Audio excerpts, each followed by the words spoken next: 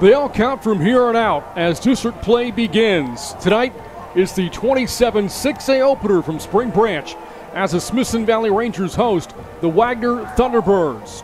Welcome to Ranger Stadium for a night of Texas high school football. On the Rangers Network, I'm Brant Freeman alongside Tony Brubaker. Tony, the Rangers are 3-0 for the first time in 4 years and playing some pretty good football as they kick off district play tonight. You know, in a lot of ways, we've said through the years, defense does a lot for this team, and I think defense has been the most inspiring part of this offense. But the offense also has been able to run the ball and make key contributions through the air. Wagner is playing good football as well. The record of 2-1 and winners of their last two by a combined score of 111-3. These two opened district play against each other last year in a wild game that went down to the wire and then some. Let's revisit last season's 27 6A opener that went to overtime in Converse.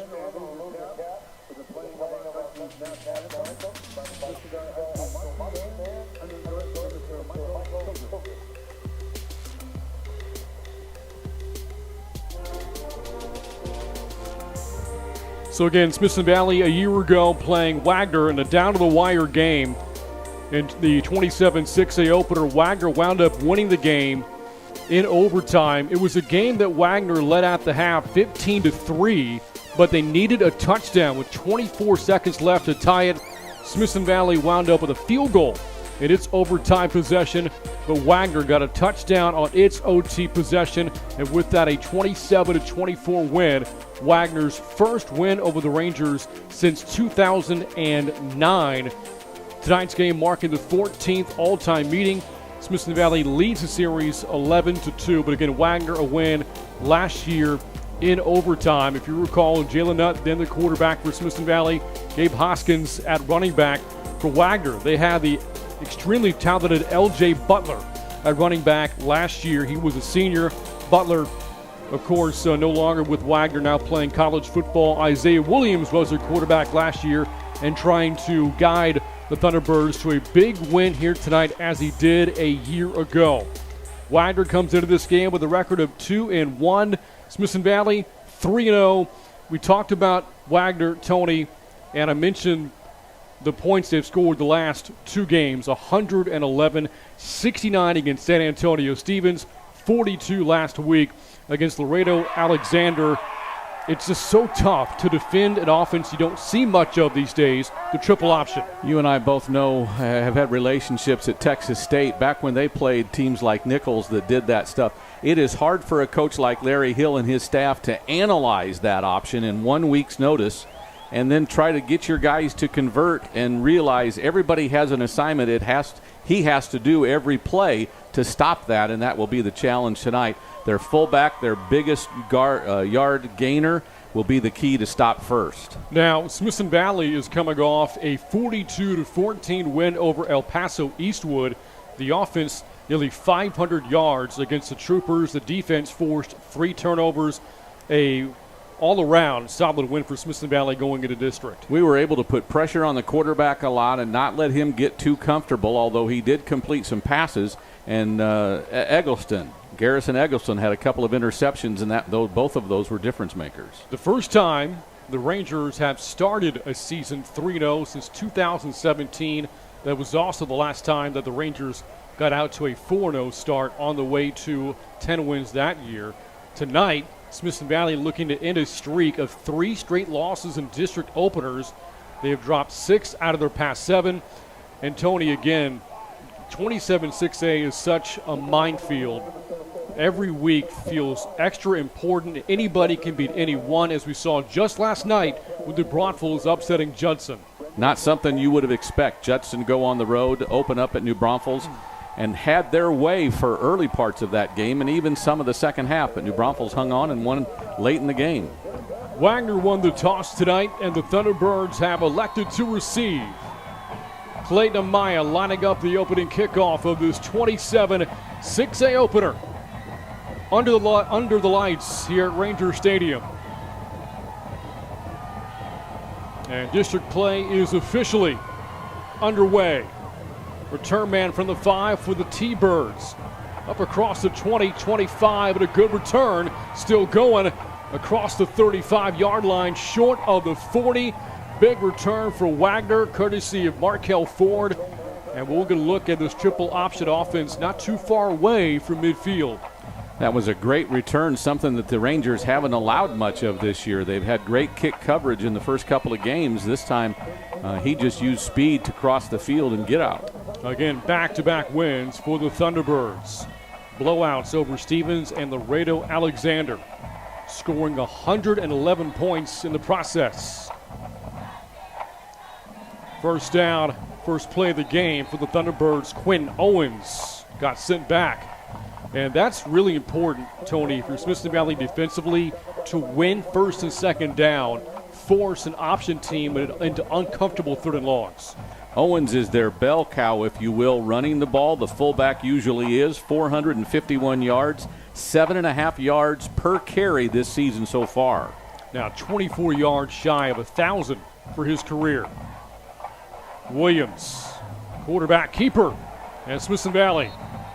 The gang tackle near the 35-yard line, and the Rangers have in fact won first and second down. Defensive line prepared for what they were going to see tonight, and that is certainly good news for the Rangers because this is what they're going to do all night long. Coach Larry Hill for the Rangers told us that even when you force Wagner into passing situations, they'll stick to their guns and still run the option, as Williams has only thrown 8 passes all year. Will throw his 9th down the field, man, wide open at the 40. And out of bounds inside the 35-yard line, Darian Thomas. Just the 3rd catch a Wagner player has made this season. And his first, obviously, somebody just forgot him when he went out from the slot, and that was a big play for the Thunderbirds. It's a gain of 32 yards on the pass from Isaiah Williams, who had just 57 yards passing total through Wagner's first 3 games. So after the big pickup, first down at an option pitch. Same player, Darian Thomas, on a good first down play for Wagner, good for 4. Again, the ability to be deceiving. That looked like the fullback was going to get it, and he kept it. Williams kept it out quick enough, got a good pitch. Thomas a good run. Wagner again 2-1. 2 straight wins, that after opening up the season with a tough loss to San Antonio Johnson, 21-13. This is second down. Option pitch, Thomas again. Actually not Thomas that time for Wagner. Instead, on the carry for the Thunderbirds, a player not listed. Yeah, they don't have a 32 on their roster. There is no 32, that's right, for the Thunderbirds. But regardless of who it was good for a first down. Again, assignment football. Everyone has the fullback, then the quarterback, and someone has to have the pitch man.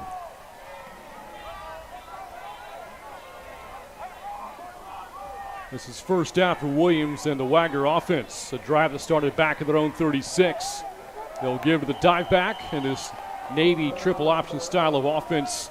Jackson Maynard on the tackle there for Smithson Valley, a defense which is giving up just 9 points a game. Maynard that time was in the hole as the handoff was made. He had beat the offensive lineman off the snap, wrapped up the fullback, and Owens went down right on the yard line. This sets up second and 10. Talked about the Rangers' defense, Wagner's offense, more than 41 points a game. Owens, again, he's been limited so far. And now Wagner will be faced with 3rd down and 7. That time he had a little bit of room because they split the other side, the other wing back out to the edge. In fact, they had really 4 receivers out on the left side and trying to take the eyes away from some of the defense there, but the Rangers stayed home. Smithson Valley's run defense held El Paso Eastwood to 61 yards last week. Another pass, and this one a completion for a touchdown. Markel Ford, the touchdown catch. But there was a penalty marker thrown back at the 30. This might be a delay of game against Wagner. I don't know. I'm thinking maybe roughing the quarterback, because we hit Williams pretty hard right as he let go. I'm shocked if it's roughing the quarterback, because it didn't look like anything dangerous. One of the Wagner players was pointing to their helmet as if the Ranger defender went up high against Williams. Okay. So you're right, Tony. That could be the call, which could also lead to an ejection.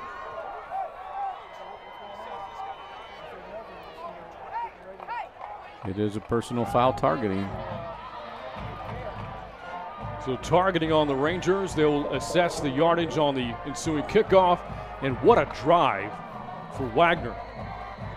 Isaiah Williams, 2 completions all season through 3 games, 2 on this first drive. The second one good for a 24-yard touchdown to Markel Ford.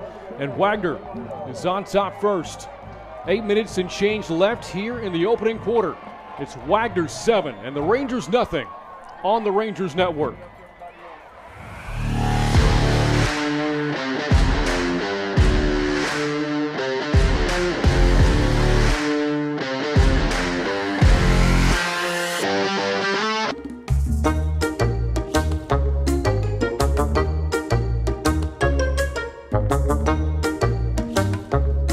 Whoa, what brings you here to? Whoa.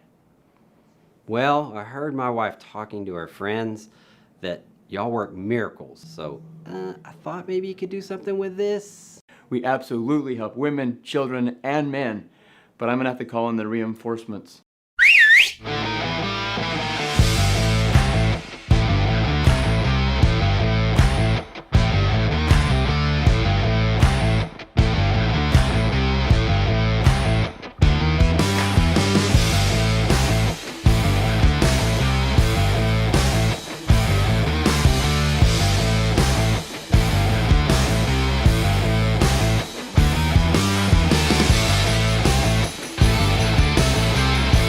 Dermatology San Antonio can do this for me. Just think what they can do for you. Impressive opening drive for Wagner. 7 plays, 64 yards in 3 minutes and 35 seconds. A look at the last play, and it's Gavin Woods who went up high against Isaiah Williams and called for targeting. And that will take Gavin Woods out of the game for Smithson Valley. It wasn't with a helmet, it was with forearms, but I wonder if he hit him in the head or in the shin guard. Face mask. And with the penalty, Wagner kicking off 15 yards further up. It leads to a touchback. And this will give us a look at the Ranger offense for the first time tonight. A team averaging 34 points a game. Coach Hill's offense put up 42 last week against El Paso Eastwood, and a very balanced offense in the win over the Troopers last Friday. Did a good job running the ball last week. Really excited to see McCracken just have a big day all by himself. So here's Chase Sedlick in his second career start. Played wide receiver last year for the Rangers. First year as a quarterback. Began the year as a backup to Derek Mata. First play of the game for the Rangers, a short run for Travis McCracken, coming off a really good game last week against El Paso Eastwood. Nearly 10 yards a carry on his way to a $155. It'll be interesting to see how much play action we'll get into tonight, because I think that's where they're going to find a chance to get some openings on the outside.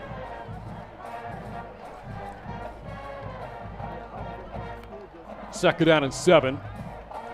Sedlick winds up, heaves it deep, and to the sidelines. The ball hauled in. Was it in bounds? Looks like it was for Kyler Clark. What a pass, what a catch. Impressive play for the Rangers. Good looking catch by Kyler that time, who just had to kind of bide his time because it was a high looping pass and the defensive back didn't beat him to the ball. Went up with 2 hands and pulled it in very nicely. It's a gain of 23 yards on Sedlick's first pass of the game. And hooking up with Kyler Clark. Had his first touchdown catch of the year last week at the win over Eastwood. McCormick swallowed up again. On the tackle there for the T-Birds, Kobe Sanders brings up second and 10. Second run that they've gone to the left side behind Freeman and Stone on that side. Not sure what they've seen. It'll be interesting to see if they try some misdirection, because everybody is going in, the defense is going in a hurry to the ball when it hands off this way. If they'll try maybe some a counter or something. Smithson Valley's opening offensive possession, trailing 7-0 after Wagner struck first. Dylan Domel on the catch for a first down to the 39-yard line. Dylan Domel is a big, and I mean literal big target for this Smithson Valley offense. He has been a superb receiver for a couple of years. Came into the game with a little more than a half a dozen catches, has a touchdown, has a long of 33, so he's able to get down the field as well. Leading Smithson Valley in yards receiving coming into the game tonight. This is the 27-6A opener. McCormick again on first down, the run. Crawling ahead for about 4 yards before he's tracked down on the play by Nathan Western. Smithson Valley, good opening drive so far, has marched inside the Wagner 40-yard line. Not getting a whole lot out of the run game right yet. Blocking isn't, and let's say this, we haven't talked about their defensive line are their best athletes. Their biggest and quickest athletes of that size. They are the best part of this defense. 2nd down and 7. Sinalik lobs that one complete for a first down near the red zone, hooking up with Zach McDonald. And Smithson Valley moves the sticks again. So Chase Sidlick so far on the drive, Tony, 3 for 3 for 48 yards. He threw the ball really well last week, and he's continuing that tonight. Really sharp, on time, and hitting the receivers right where they need the ball. To 3 different receivers so far. This is McCracken looking for a hole, exploding inside the 10. Dragged down at the 2-yard line. A touchdown-saving tackle made by Brendan Martin. Some explosion shown there by Travis McCracken. McCracken ran so well last week with his 155 yards, starting it again right now. A nice run where he got through the initial line and then broke through an arm tackle and really bumped a couple of other defenders that weren't able to bring him down. McCracken had 2 rushing touchdowns last week and nearly added to that total moments ago, settling for a 22-yard run. Wagner may have been offsides. McCracken lunging for the goal line. He's in. And they'll say, yes, touchdown, Smithson Valley. The Rangers respond to the Wagner opening drive with a scoring drive of their own.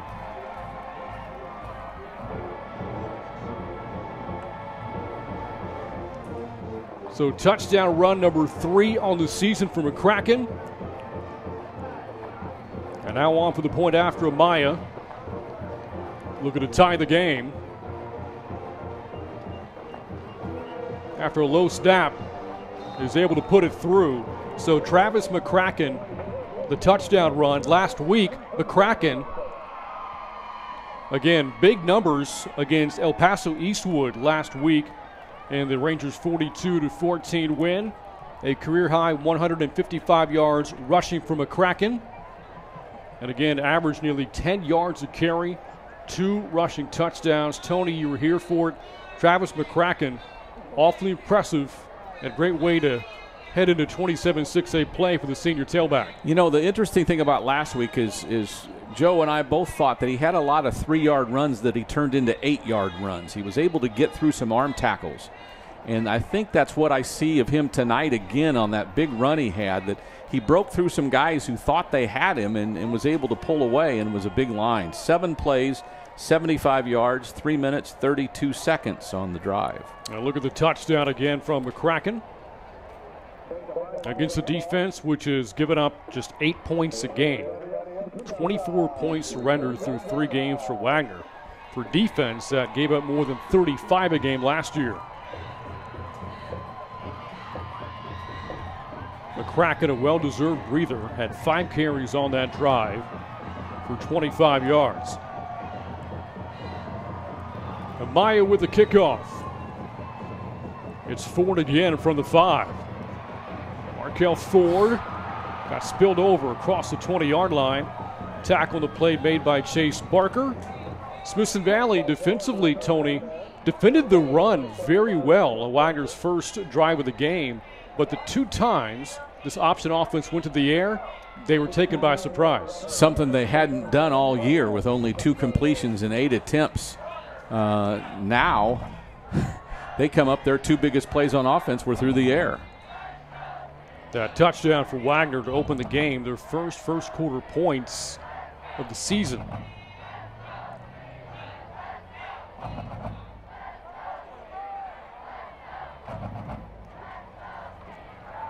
Give the dive back again. Smithson Valley's been all over that play as Owen settles for a yard. Interesting that if they're true to their option natures, they will continue that all day long because that fullback is the biggest key to everything else they do. And Owens has been very successful all year long. 29th year for Larry Hill on the sidelines. Tonight trying to pick up career win number 269. The coach on the other side, Jason Starn, his first season as Wagner head coach. Here's a pitch to the perimeter. And Thomas sent back by Malachi Lane. And Smithson Valley has once again forced Wagner into a 3rd and long. So again, this time they go to a pitch where they had success before, and again the Ranger defenses seem to have been able to control the run game quite a bit. Let's see if they can get in the way of a long pass this time. Wagner looked really good on 3rd down of that opening drive of the game. Smithson Valley trying to force the game's first punt. And the dive play does not fool the Rangers. Colton Shepler, Malachi Lane on the tackle. And Wagner's offense goes 3 and out after having engineered a touchdown drive. Interesting that they tried the fullback again on 3rd and long, and the Rangers were up to the task. Linebackers big in this system. If the defensive line can occupy the blockers, then the linebackers don't get attacked by the blocker who gets through, and that was good defense by the Rangers. Mercy Malandani, the junior punter, has the job of punting away from those 2. Clark and Bafidis both have proven to be very dangerous return men and almost had it blocked. I'm not sure how it wasn't blocked. Fielded on a bounce at the 44. This is Bafidis, tough to bring down. There is a flag thrown back behind midfield. This might come back. Be interesting to see because Bafidis that time made a little something out of nothing. There really wasn't much room to run there, and he was able to return it about 10 yards. And it is against Smithson Valley. If you recall, the Rangers got penalized on a 15-yarder following Wagner's touchdown. This is their 2nd penalty of the game. And it is an illegal block in the back. 10-yard penalty for the Rangers, so 25 yards in mistakes already. A couple of weeks ago against Madison, flags were a big issue of concern for Larry Hill. 11 flags that night for nearly 100 yards. Penalties have been the bugaboo through the early part of the season. I know Coach Hill doesn't want that to continue. Sinalik operates from the 39. Malachi Lane, big stiff arm. Flying inside of midfield, and there he goes. Takes off inside the 30. Still running inside the 15. Inside the 10. He's going to go. 61-yard touchdown, Malachi Lane. It was funny because of the big day that McCracken had last week. Malachi didn't get but a couple of carries. Tonight he gets the 2nd series and makes it bang with a 61-yard run. Malachi Lane, just 3 carries against Eastwood last week, as Tony said, very quiet, making some noise here. Domel with a great block, by the way, out in space, and then Malachi Lane took care of the rest. Well, there made Kobe Saunders miss in the open field. Last line of defense. Nathan Western couldn't get there. Amaya's point after good. And the Rangers, after trailing 7-0, now lead it 14-7. 2 minutes and change left in the opening quarter on the Rangers Network.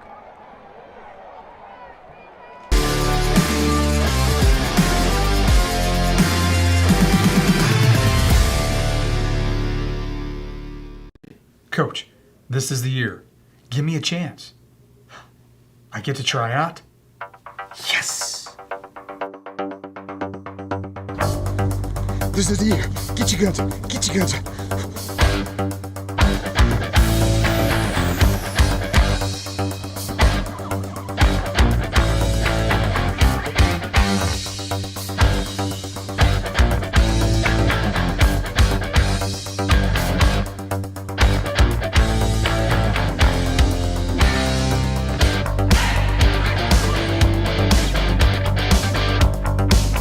You know, this is the third time he's tried out for the team, and I don't think he's going to make it this time either. Yep, and this never gets old. Dr. Embry, would you like a try? Absolutely.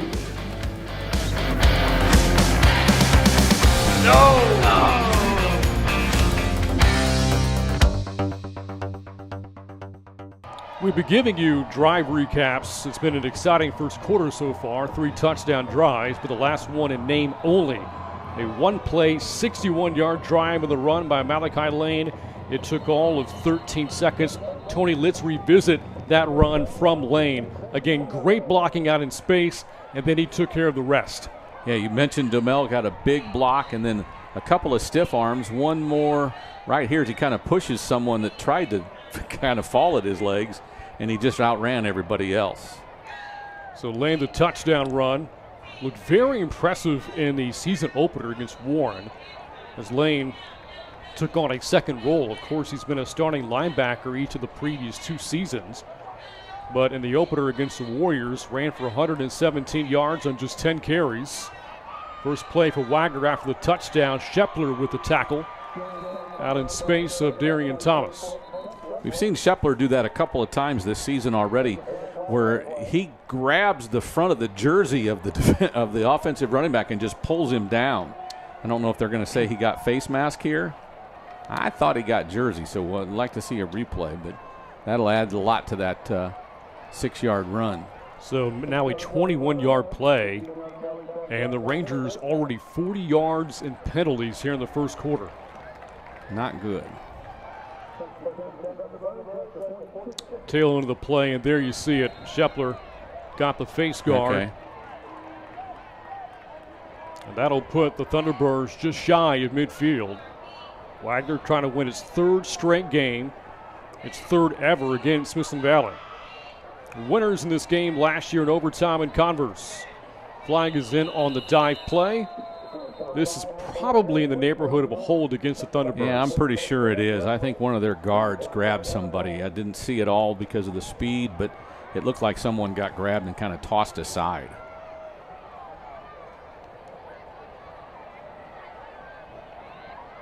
Another personal foul. Chop block. Now this comes with the triple option offense, Tony. The linemen aren't very big up front. They're not looking to necessarily get the upper body strength and push bodies back. They want to get low, and sometimes this happens. Indeed, that's a very costly penalty. It takes it clear back to the 31. Now flags really told a story in this game last year. Wagner was penalized 18 times in the opener in 2020 for more than 130 yards. A game they ultimately won. Here's an option pitch. The unnamed player inside the 40-yard, across the 40-yard line for Wagner. If I had to guess, you'd never want to assume, right? Believe it's probably Josh Colazzo, who's one of the fullbacks on the roster, typically wears number 4. I haven't seen a number 4 out there. Yeah. Your guess is as good as mine. And I agree with you. We haven't seen 4, so maybe he switched numbers. A 2nd down and 15. Thomas to the outside. Thomas turns a corner. And Thomas takes it to the 50.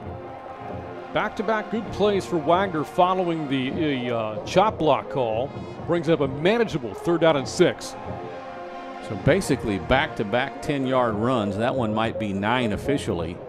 But they've done a pretty good job of eating back into this drive where it was 1st and 25. That was Thomas on the run. A player averaging more than 11 yards a carry. But he only touched the ball twice in their win last week over Laredo Alexander. 3rd and 6.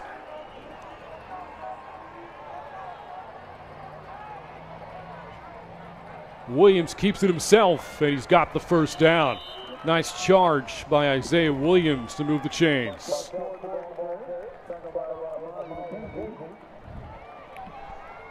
That was his first successful carry. Did he carry it one other time and didn't get much? One other time. That time he got to the corner and had some room.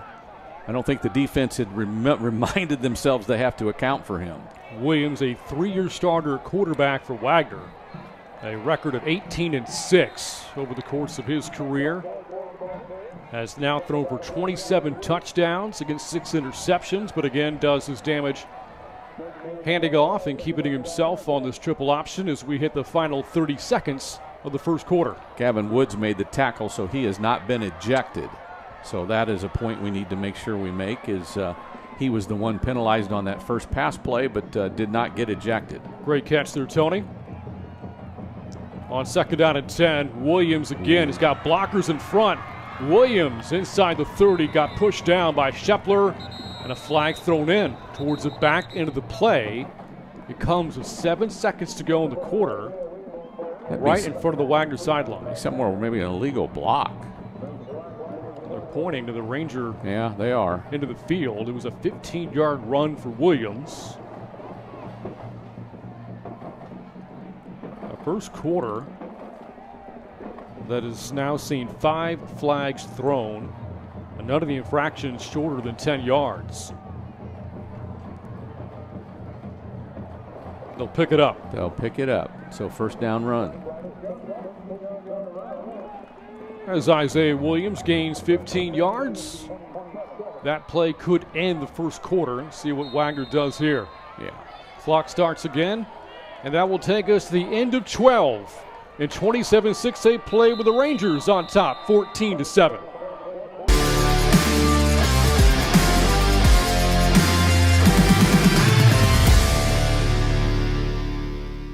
Coach, I can't believe we've been shooting these commercials for 10 years. Man, time flies. Indeed it does. You know, one of my favorites is when they dump that ice water on you on the sideline. That was great. I think it was the middle of November. Oh, and remember when we turned the 300-pounder loose on you and he was knocking the silly out of you? Man, I can't wait to see what we're going to do this year. This year's my pick.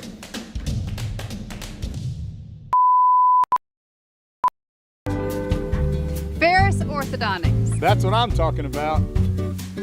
Release the sharks!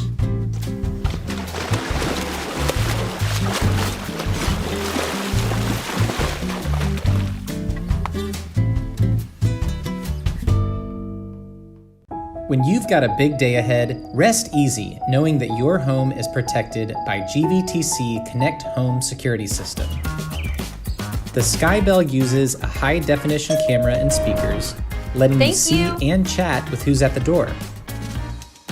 Our Total Connect 2.0 app is your home security headquarters. GVTC Connect Home. Always on, always connected, always safe. Second quarter underway. A pitch on the option play to, again, a player whose number we do not have on the roster of 32. Best guess is that is Josh Colazzo. But again, that play happened on first down, good for 7 yards. Second quarter underway, entertaining first. Let's see Smithson Valley leading at the end of one, 14-7. Without anything better to do, let's call him Josh Colazzo from this point, because that's the only other guy that's carried the ball any length or any amount of carries other than Ford. Second leading rusher on the team coming in behind Quentin Owens, as Williams is near the sticks and might have the first down. This could require a measurement. Or no, they'll say first down Wagner. Yep. Again, now that we're into the second quarter, it's interesting that toward the end of the first quarter, Williams started carrying a little bit more with success. So now in the triple option, you've got a fullback, you've got a pitch man, and now you've got the quarterback as well. So assignment football is as big as any time. Wagner inside the red zone. Here's Owens into the secondary and finally wrapped up inside the 10. And down to the 7-yard line goes Quentin Owens, senior tailback. Has scored in all 3 games this season for Wagner. Ran for nearly 200 yards in the opener against San Antonio Johnson. that last run good for a first down. Interesting that the fullback that time had nobody hit him at the line of scrimmage. It's the first time tonight where he's been free at the line, so they probably changed their blocking scheme up front a little bit as we see a Ranger down on the field. That's David DeHoyas, who's down, the junior, who's coming off a very productive sophomore year, 4 interceptions in the secondary last year for DeHoyas, 4 pass breakups as well, and had that game-changing pick 6 against Reagan in the first-round playoff win over the Rattlers. He's the young man that was called for targeting early in last week's game and had to sit out the rest of the game. So it's good to see him back. Let's hope this is a minor bump here more than anything. DeHoyas, a two-sport athlete at Smithson Valley, a very good baseball player, part of a team that made it all the way to the state semifinals this past spring, and is a verbal commitment to play baseball at Texas Tech. Walks out under his own power, and that's certainly good news when they're looking at an ankle or a knee on that left leg. Good crowd on hand on this Friday night from Ranger Stadium, a game that wraps up a 3-game homestand for Smithson Valley. Next week on the road, a short week. Smithson Valley playing Thursday against a resurgent New Braunfels team. The Unicorns are 4-0 now. Something else, winning against Judson last night. That was a big win for them. Big play here on 1st and goal. Out of the injury stoppage. Owens looking for space up the right side. Got cut off. Stop made by Jackson Maynard there for Smithson Valley, and that will bring up 2nd down and goal. Yeah, give him a couple of yards before he got bumped and then wrapped up. Interesting, the defensive line was there waiting for him that time. 7 carries so far for Owens, has been held in check for the most part, just 19 yards. Would imagine this is 4-down territory for Wagner. Williams on the keeper, trying to shake and bake his way to the goal line. Stopped short of the 2. So a couple of short runs, still has him now 3rd and goal. Looks like it's spotted on the 2. Interesting to see what we do defensively if we haven't made any substitutions, so we'll stay with what we have, but try to figure out which guy is going to get the ball here. Wagner sideline looks on, again headed up by Jason Starrin, who was the OC for Wagner before taking over as head coach following the departure of Charles Bruce over the offseason. Owens sent back. And there's DeHoyas, who returned back to action to make the tackle. They spotted him short, said he's just inside the 1, so a 1-yard gain. So 3 runs for 6 yards sets up 4th and goal from inside the 1. Got to believe they're going to go for it, but be interesting to see. Now, Wagner has not attempted a field goal in 3 years. Last field goal attempt came back in 2018, so yeah, I'd venture a guess they're going for it here. It looks like Wagner may wait for the play clock to wind down and call for a timeout. And they'll do just that. So a timeout taken by Wagner with 9:20 to go here in the second quarter.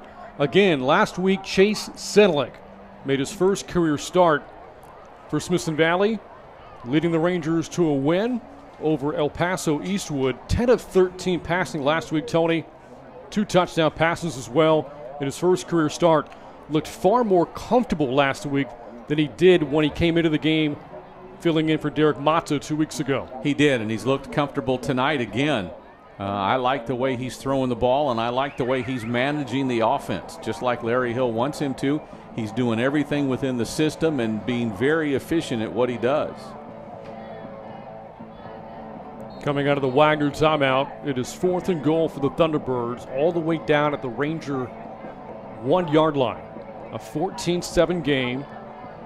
Wagner struck first opening drive, navigated 64 yards, a touchdown pass to Markel Ford.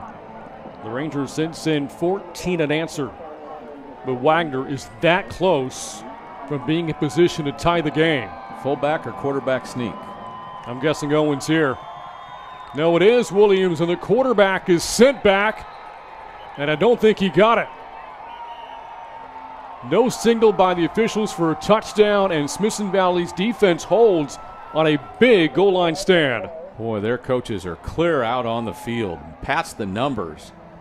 I don't know what they're complaining about, because I thought when he kind of he stood up and then went forward, because there was no one right in front of the center, I don't think, at the lineup, and I thought that's why he would just bust straight through.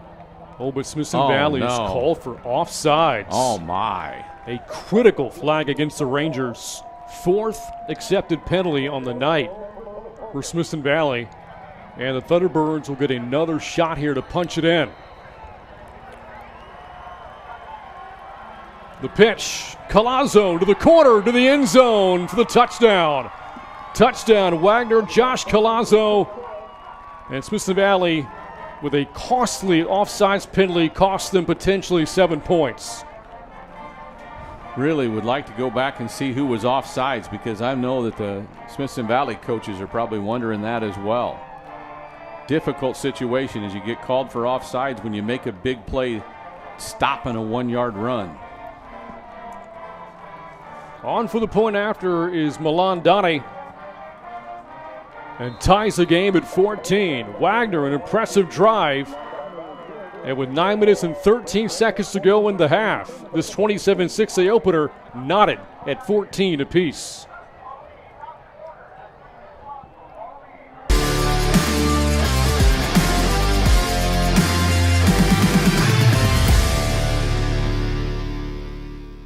When you've got a big day ahead, rest easy knowing that your home is protected by GVTC Connect Home Security System. It doesn't just protect, it connects too. The Skybell uses a high-definition camera and speakers, letting you see and chat with who's at the door. Our Total Connect 2.0 app is your home security headquarters. Use it to control any connected Z-Wave smart technology, or check your local weather. GVTC Connect Home lets you take your mind off of what's going on outside your home so you can focus on what's going on inside of it. GVTC Connect Home. Always on, always. Back to action here from Ranger Stadium after the Wagner touchdown drive. Kyler Clark on the kick return to the 25-yard line. The drive for Wagner, 13 plays, 75 yards. A drive that bridged both the first and second quarters, lasting 5 minutes and 13 seconds. And was there another flag on a play here? There was. Wagner called for being offsides. So they're going to make him kick it again. Why not? When you got returnmen back deep like Bufidas and Clark.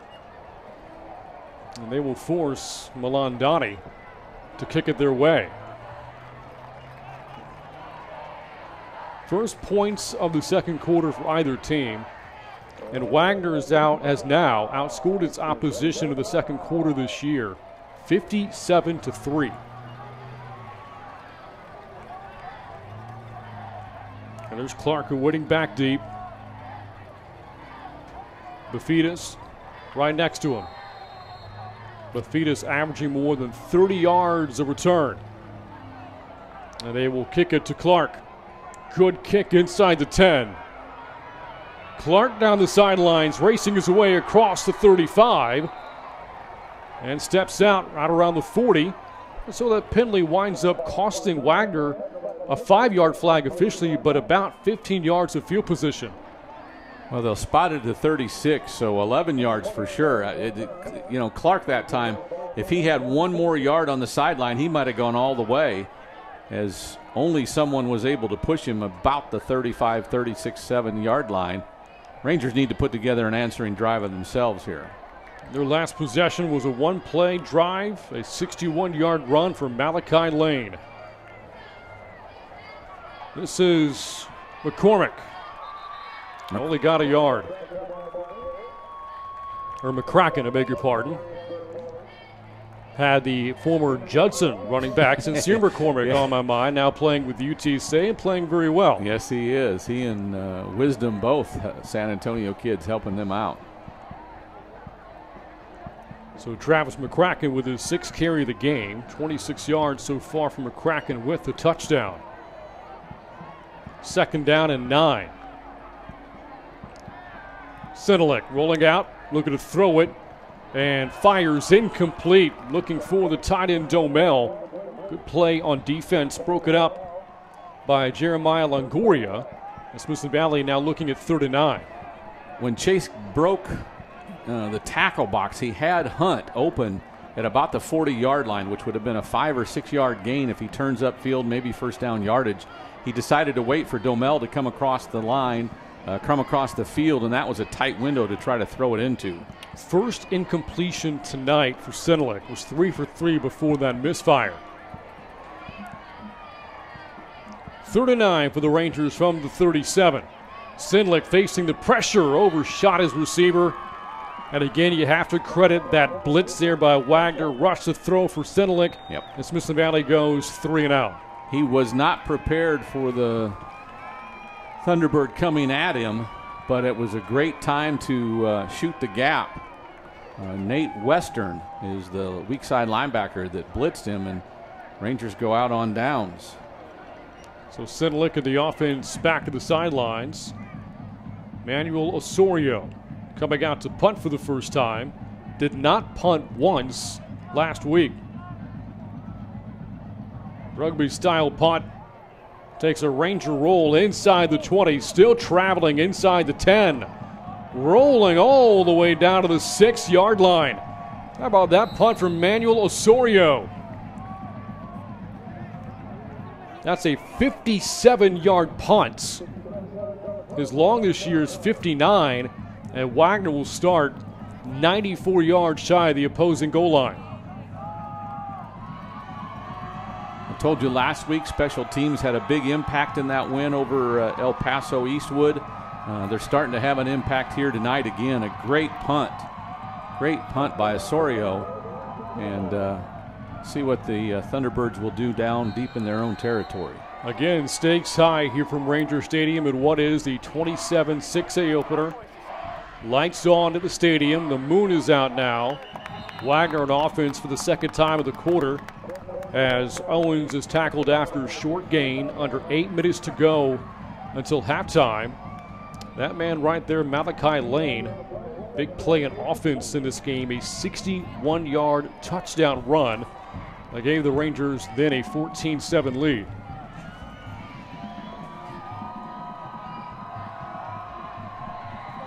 On second down, give to the dieback Owens again and stacked up again. Samuel Cifuentes Schaefer has made some big plays in what is his first year playing varsity football for the Rangers here in 2021. Came into the game with 8 tackles on the season. That was a big one right at the line of scrimmage, so a big-time play by the defensive tackle. So far, Quentin Owens has been kind of quiet Owens. 10 carries, 22 yards. 3rd and long. Owens again breaking a couple of tackles, but will be stopped short of the first down by about 2 yards.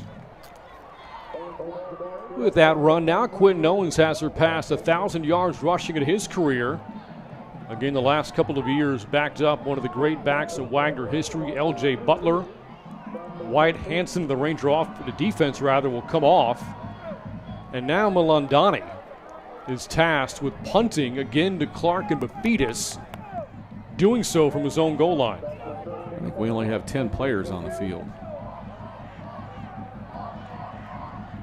There's 11 out there, Tony. Okay. Get those glasses checked, my friend. Maybe so. Fielded by Clark at the 44. Clark breaks a tackle, and the Rangers will start inside the 40-yard line in Wagner territory. If he doesn't run into his own man there, he might have got through that hole. Talked about the stakes in this game.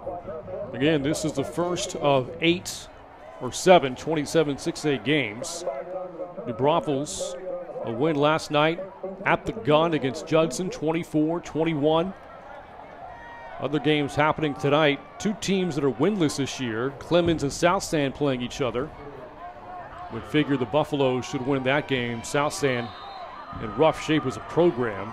And East Central is at Steele in Cibolo. First down, it's McCracken. Lowers his head. Travis McCracken, a physical run with a flag in the back end. We'll see if this stands. If it does, it's good for 11. Side judge threw that one. Don't know what offensively that would have been that late in the run as he lowers his head, and they're going to call a hold down that far. Smithson Valley has now been called for more than 50 yards and penalties here in this first half. So a 10-yard run marched back 10 yards by holding. Again, the Rangers looking to win a district opener for the first time since 2018. They've lost 3 straight such games, 6 out of their last 7. For a program that has accomplished so much, this has been a problem for them in recent years. After the holding penalty, McCracken, another nice run, got tripped up by Darius Bailey. But McCracken takes that from 1st and 10 to now 2nd down and 4. Interesting. Bailey just basically stuck out his arm and got a piece of him. McCracken was running hard. Nice 6-yard run there. Now 2nd and 4 for Sedlick and the offense. Looking to reclaim the lead. Wagner jumps way off sides. They don't touch anybody. Ooh. So the flag doesn't come in. If you're going to jump off sides, that's how you do it. And here is McCracken. See Nehemiah Hernandez, one of those big bodies up front, coming out of the pile with a tackle there for Wagner. You said it, Tony. Greg Williams, a sophomore, 6'3". John Rector, sophomore, 6'3". Hernandez made that last tackle, a junior, also 6'3". They're all their size height-wise is in the defensive line. They don't have a whole lot of players over 6 foot tall. But 3 of the 4 on the defensive line are. This is 3rd down and 2. McCracken running the stretch, finds a hole, cuts it back inside the 20, and Travis McCracken puts the Rangers inside the red zone. Nice 16-yard run by Travis, who, like he has most of this season, gets through the first bump or two. As we see the replay, has a good space, almost tripped up. Runs through the first tackler, and gets about 6 more yards after contact. 49 yards rushing now on 9 carries from McCracken to just 1 from Malachi Lane. But a huge hole off that right side. Rangers right side of the offensive line, anchored by that massive guard of theirs, Colton Thomason. Standing 6'7", pushing 330. A verbal commitment to Texas A&M. Rangers first down for the 14. It's Lane. Lane cutting it inside. Got tripped up inside the 10. Bailey on the tackle for Wagner. Smithson Valley staying ahead of the chains and 1st down. Good to see Lane getting in there now also, because McCracken has had some tough runs with a lot of contact. Now Lane can see if he can use his more physical body to get some more yards here. 2nd and 5. After a 5-yard gain as we approach 3 minutes to go here in the 2nd quarter. Smithson Valley's been a good red zone offense so far this year. Sedlick from inside the 10. It's Lane again to his right. Malachi Lane punishing defenders all the way down inside the 3. And they're going to mark him down at the 1. And it's 1st and goal for Smithson Valley. He tried to twist and contort his body at the end zone to try to get it in. You can see him here. Hit it about the 5. Drags a couple of defenders. And I think it was Higginbottom that kind of prevented him from twisting himself into the end zone. They're confused now. I'm surprised they're not calling a timeout. Sedlick takes it himself as Sedlick stretches across the plane. Chase Sedlick is in for 6 and the Ranger touchdown. Good job by Chase that time, just being kind of physical himself as he got to the edge and forced the ball over the end zone line and got himself a rushing touchdown. Ran for a score last week in the win over Eastwood. 2nd rushing touchdown of the year for Chase Sedlick. Caps off an impressive drive for Smithson Valley. And Amaya on for the point after.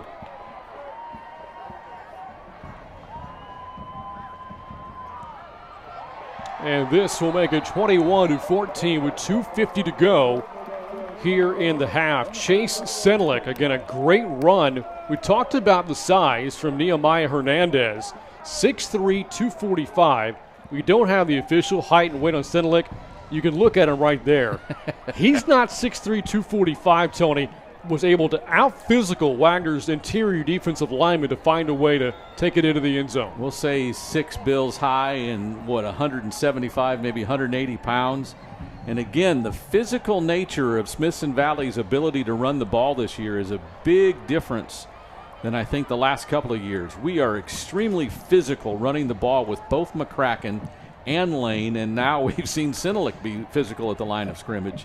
Interesting to see what the Rangers have kind of morphed into without the offensive passing weapons, if you will. Important final 2:50 here in this first half with Smithson Valley on top 21-14. The Rangers, dating back to last year, are a perfect 10-0 when leading at the half, a 3-0 record this season. And Chase Senlick, the third different Ranger to score tonight. It's been McCracken, Lane, and Senlick for Smithson Valley's offense. By the way, 7 plays, 39 yards, again a short field, but 3:17 on the time of possession, so a good long possession. A possession credited to Smithson Valley's punter, Manuel Osorio. Remember, he pinned Wagner inside the 10, and then the defense forcing it 3 and out, leading to a Wagner punt and a Rangers short field. Short kick and a fair catch made up at the 25-yard line by Burley. And Wagner's offense comes out. Work to do, down by 7 again with under 3 minutes to go as Chase Senlick is blowing kisses to us here tonight. I don't think it's aimed at us. That's really what I want to say there. It's probably to our camera guy, JJ, down there on the field. Who doesn't blow that guy kisses every now and then? Yeah, every now and then.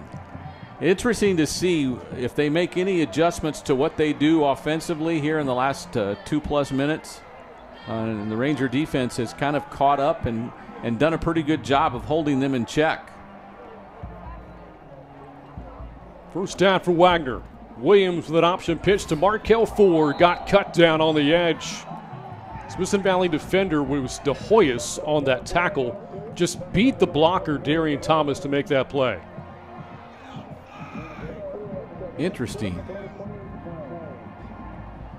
Got him nothing but helmet into the leg. A good stop.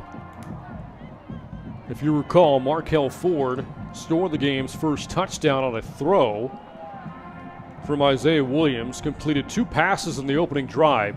Hasn't attempted one since then. And Ford's going to set up 3rd down and short. They're feeling more comfortable, if you what, getting the ball to the edge. Been interesting to see how much they relied on the fullback, and now that they've thrown it to the edge a couple of times and Williams has run a couple of times, I expect him to go back to that fullback every now and then just to see if they can soften up that defensive interior. If Wagner can't convert here, Smithson Valley does have all 3 timeouts left.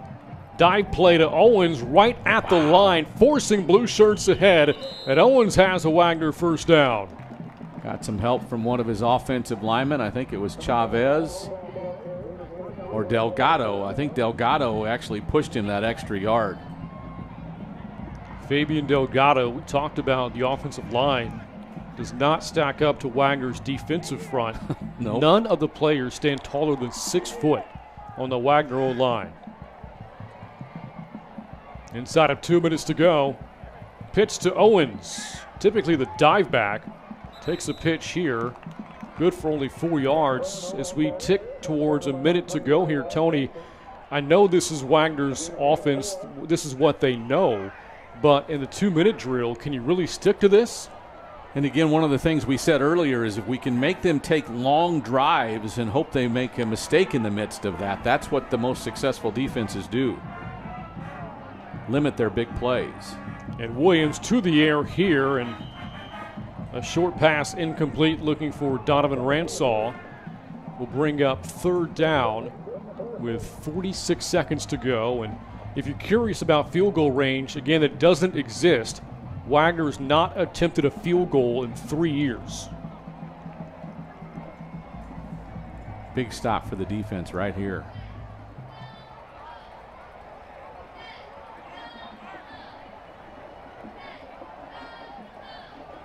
Third down and 6. A late pitch goes to Ford, looking for the sidelines, and Ford marked out right at the 44. He's short of the first down by a yard. Be interesting with the clock stopped on the out of bounds 4th and 1. Do they go for it here, Brant? I wouldn't think so. Smithson Valley, all 3 timeouts left. If you don't get it, they have more than enough time to get into scoring position here. They're going to go for it. And they will.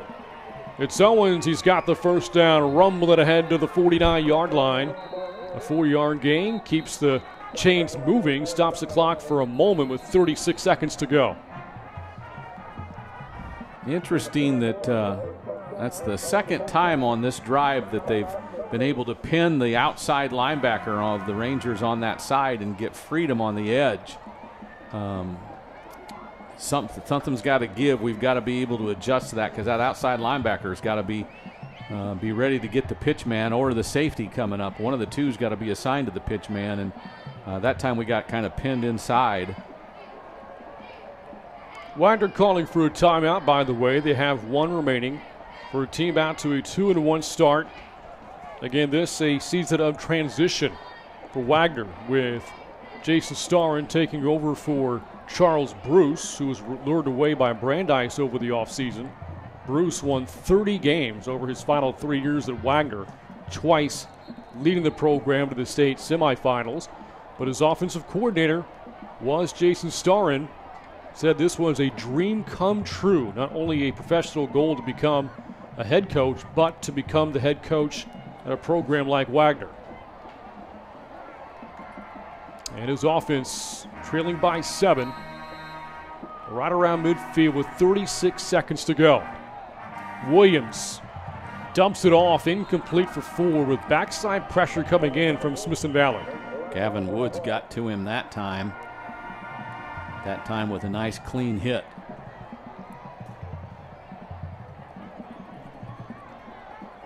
I think. There's a flag of the play. Illegal receiver downfield for Wagner. Oh, yeah. Okay.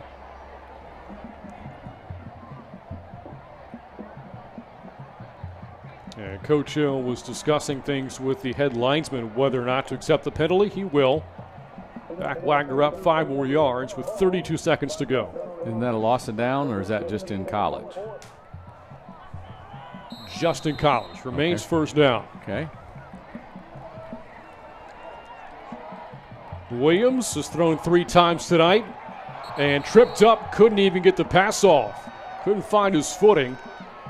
And Wagner may very well wave the proverbial white flag here in the first half. 18 seconds to go, 1 timeout left. And I don't think they're going to run another play. Both Whitaker and Cifuentes Schaefer had a beat on him, but I think that time he just tripped on his own toes. And the final seconds tick away here in the first half. A back and forth first 24 minutes. Rangers once down 7-zip, led 14-7. Wagner tied it. The Rangers grabbed the lead late in the first half, but play not over quite yet. 1 second left. Somebody called for timeout here. It was Wagner. Wow. So an option offense, 65 yards away from the opposing end zone. I'm not even sure what you draw up here. I don't know either. That's puzzling. Could challenge Smithson Valley's defense to make another perfect read on an option play, but even though you're not worried about a deep pass here, if you're the Rangers, you can send safeties back deep in the event somebody breaks free. I think you have to have somebody or some couple of somebody's back deep. It's interesting, but my guess is he's going to try to throw it. They've had some success through the air. I'm not sure if you send Aaron Rodgers back there, he can throw the football 70-plus yards. We'll see what Wagner draws up with time for one play remaining here in the first half. And Smithson Valley will, in fact, send some safeties back deep. And Wagner's going to come out and look like take a knee. But now Larry Hill will call for a timeout. This is the longest final second in the history of high school football with really not much at stake here. They were set up in their basic option offense. They weren't given any. They weren't going to take a knee. They had receiver either side, and they had their two slot backs and their fullback. They were going to run something. Larry Hill, just now that he saw what they were going to do, which leads me to believe that Coach Darren will present them with something different to look at.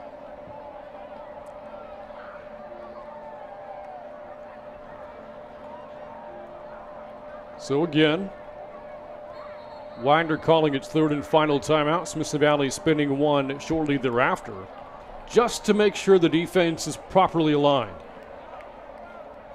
And it looks like 5 players for the Rangers will come off the line of scrimmage by a good 30 yards here.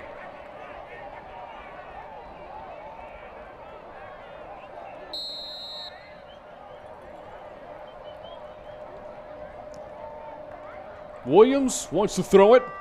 Going to heave it as deep as he can. Into traffic, and the pass is incomplete. And that will wrap up the second quarter. Smithson Valley, a 21-14 lead. The Rangers piecing together 3 touchdown drives. All 3 touchdowns coming on the ground. And an important final drive for the Rangers near the end of the first half, capped off by Chase Senelik. Again, physical run. Ran right into the defensive tackle and got the ball across the line of scrimmage for the touchdown. Second time in as many weeks that Chase Senelik has found pay dirt. And with that, the Rangers find themselves on top at the break, 21-14 in the 27-6A opener on the Rangers Network.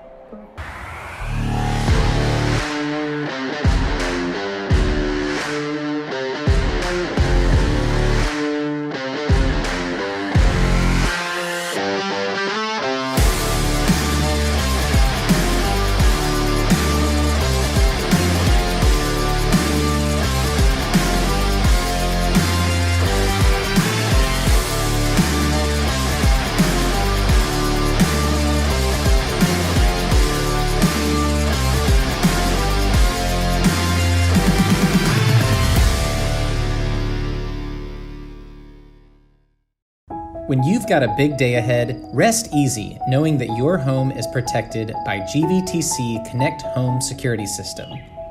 It doesn't just protect, it connects too.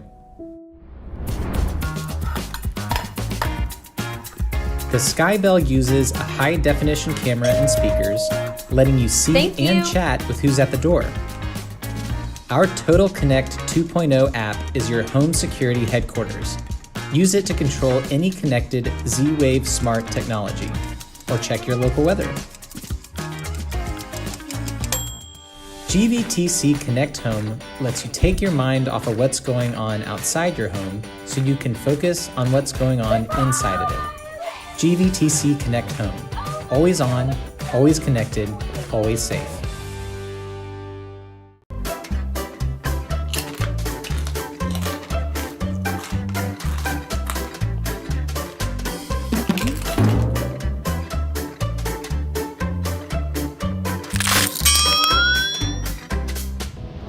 Witness is a classic case of Snack-a-Crack-a-Toothus, a surprising moment when enjoying a tasty treat turns into months of restorative dentistry.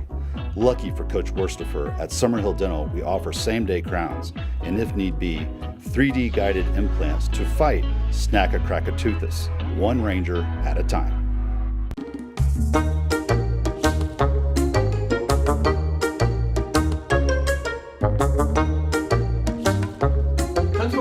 What brings you here to? Whoa.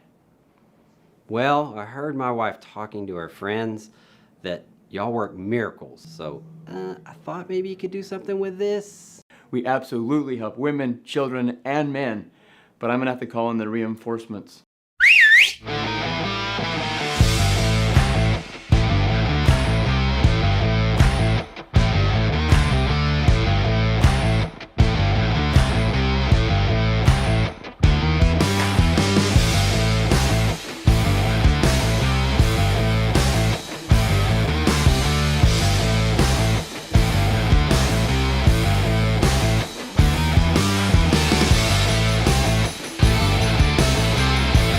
Dermatology San Antonio can do this for me. Just think what they can do for you.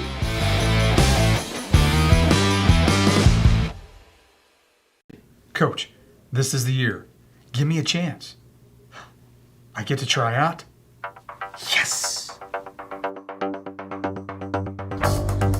This is the year. Get your guns up. Get your guns up.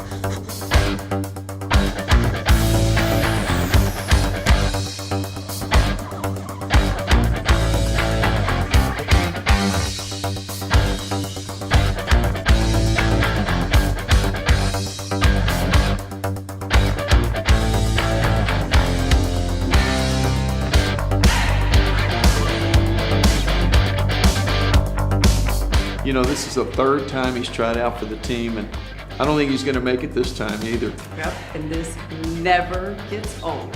Dr. Embry, would you like a try? Absolutely.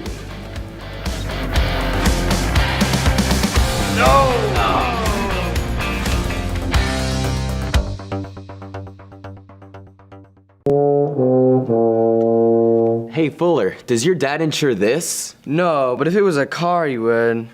Hey Fuller, what about this?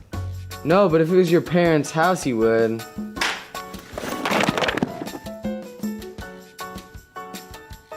Okay, listen. If it's auto, home, life, or business, my dad can insure it.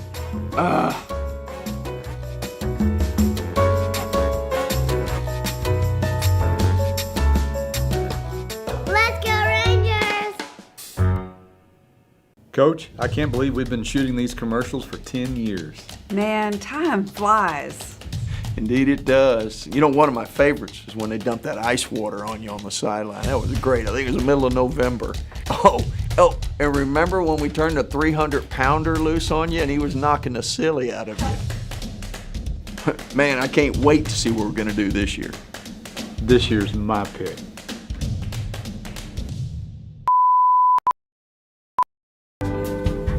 Ferris Orthodontics. That's what I'm talking about.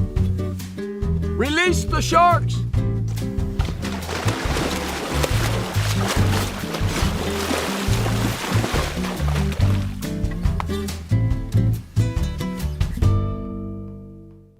What's your Wi-Fi score? With the GVTC Wi-Fi Score Quiz, you can determine the Wi-Fi speed to suit your needs. Maybe you're a typic user who only has a few connected devices around the house. Or maybe you're a power user with a modern home office and all the latest tech. Our cyber pros know how to set the mood before streaming their favorite TV show. The techno-dexterous stay connected in every way. But the tech aces?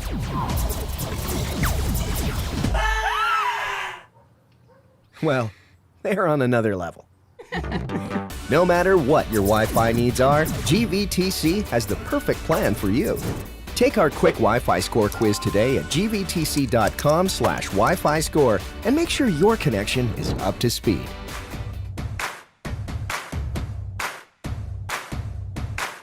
When you've got a big day ahead, rest easy knowing that your home is protected by GVTC Connect Home Security System. The Skybell uses a high-definition camera and speakers, letting you see and chat with who's at the door. Our Total Connect 2.0 app is your home security headquarters. GVTC Connect Home. Always on, always connected, always safe. It isn't Taco Tuesday without the freshest tortillas. That's why H-E-B bakes tortillas fresh in store. Your kids won't eat tacos on Tuesday, or any day, without their favorite toppings. Good thing H-E-B has it all, including guacamole made fresh in store. It's been a really long week, and it's still only Tuesday. That's why H-E-B does all the shopping for you, so you can just pick it up with free curbside. No store does more to bring the best to your door. Shop the app or online and pick up curbside, free at H-E-B.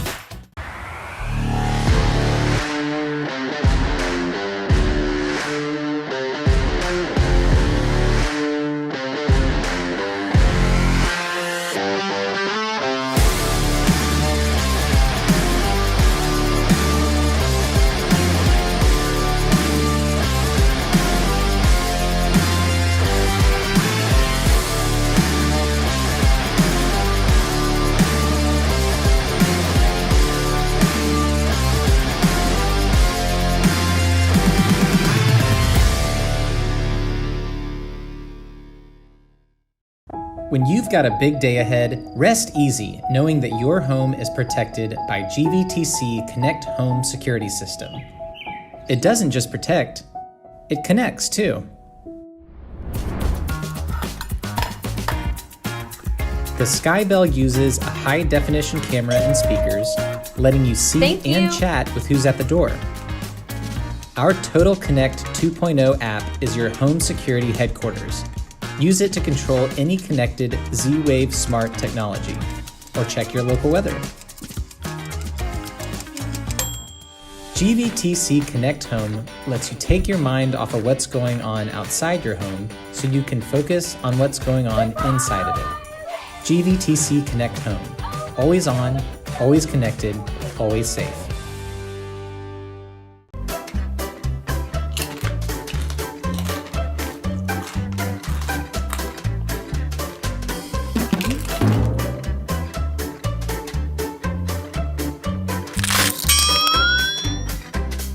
What you just witnessed is a classic case of Snack-a-Crack-a-Toothus, the surprising moment when enjoying a tasty treat turns into months of restorative dentistry. Lucky for Coach Worstifer, at Summerhill Dental we offer same-day crowns and, if need be, 3D guided implants to fight Snack-a-Crack-a-Toothus, one ranger at a time.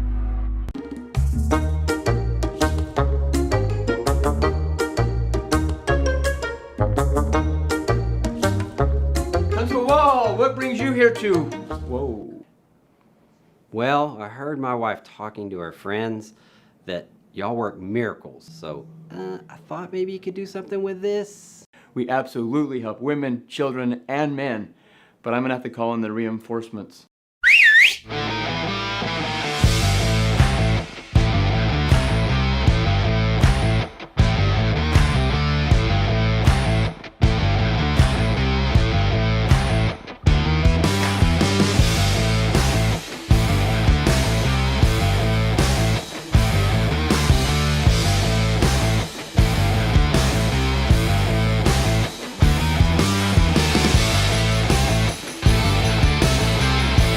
Dermatology San Antonio can do this for me. Just think what they can do for you.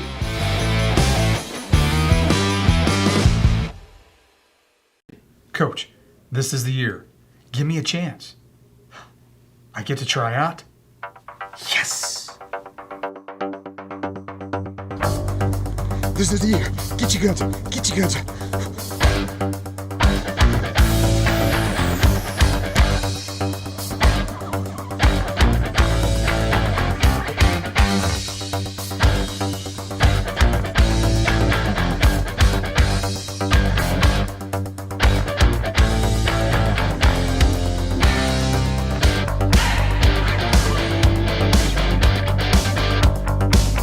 You know, this is the third time he's tried out for the team, and I don't think he's going to make it this time either. Yep, and this never gets old. Dr. Embry, would you like a try? Absolutely.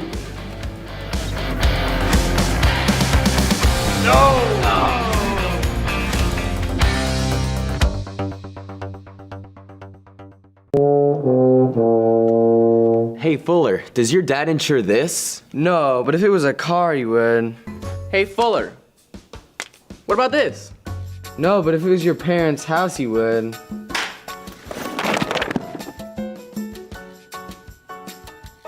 Okay, listen. If it's auto, home, life, or business, my dad can insure it.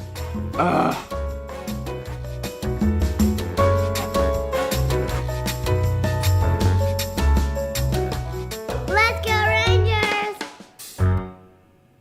Coach, I can't believe we've been shooting these commercials for 10 years. Man, time flies. Indeed it does. You know, one of my favorites is when they dumped that ice water on you on the sideline. That was great. I think it was the middle of November. Oh, and remember when we turned a 300-pounder loose on you and he was knocking the silly out of you? Man, I can't wait to see what we're going to do this year. This year's my pick.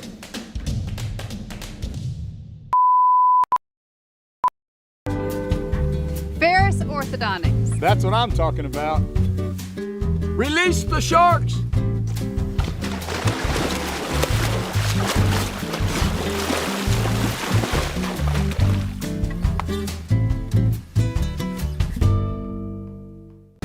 What's your Wi-Fi score? With the GVTC Wi-Fi Score Quiz, you can determine the Wi-Fi speed to suit your needs. Maybe you're a typic user who only has a few connected devices around the house. Or maybe you're a power user with a modern home office and all the latest tech. Our cyber pros know how to set the mood before streaming their favorite TV show. And the techno-dexterous stay connected in every way. But the tech aces?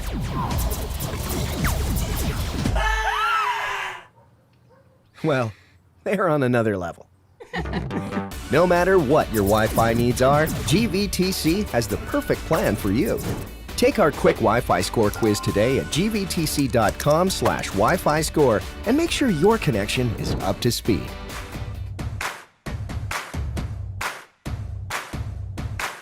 When you've got a big day ahead, rest easy knowing that your home is protected by GVTC Connect Home Security System. The Skybell uses a high-definition camera and speakers, letting you see and chat with who's at the door.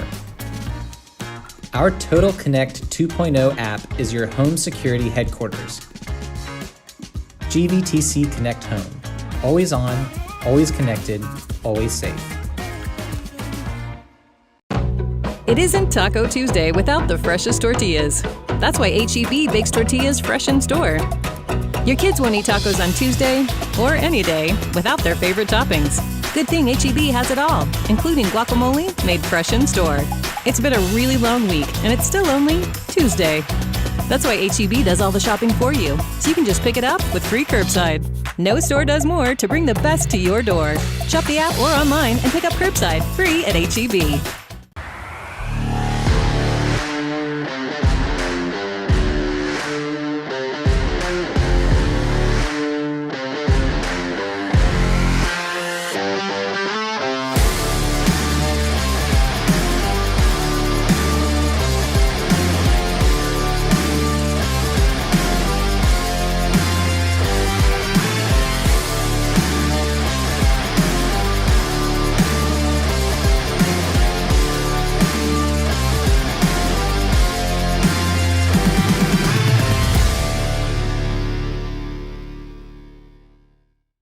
When you've got a big day ahead, rest easy knowing that your home is protected by GVTC Connect Home Security System. It doesn't just protect, it connects too. The Skybell uses a high-definition camera and speakers, letting you see and chat with who's at the door. Our Total Connect 2.0 app is your home security headquarters. Use it to control any connected Z-Wave smart technology, or check your local weather. GVTC Connect Home lets you take your mind off of what's going on outside your home so you can focus on what's going on inside of it. GVTC Connect Home. Always on, always connected, always safe.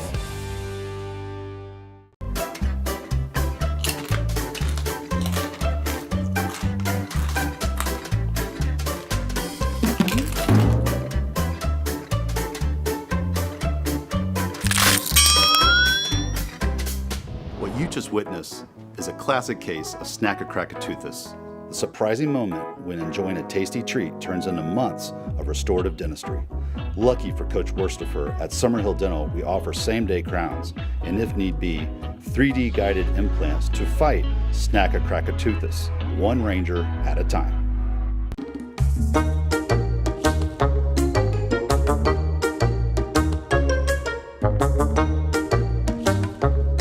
Whoa, what brings you here to? Whoa. Well, I heard my wife talking to her friends that y'all work miracles, so I thought maybe you could do something with this. We absolutely help women, children, and men, but I'm gonna have to call in the reinforcements.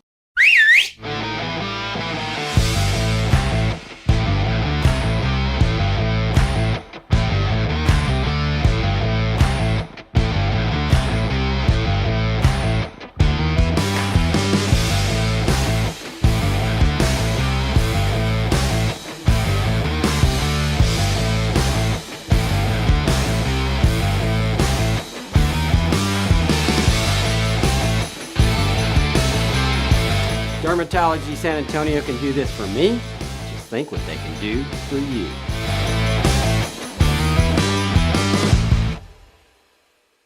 Coach, this is the year. Give me a chance. I get to try out? Yes! This is the year. Get your guns up. Get your guns up.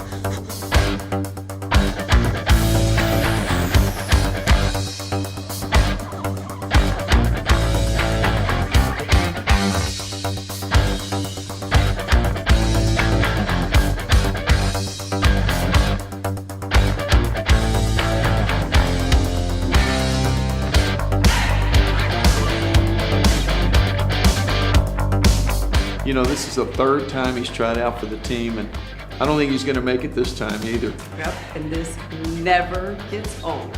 Dr. Embry, would you like a try? Absolutely.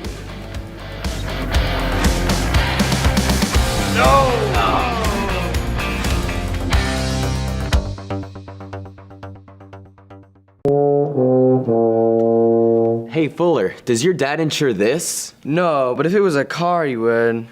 Hey, Fuller. What about this? No, but if it was your parents' house, he would.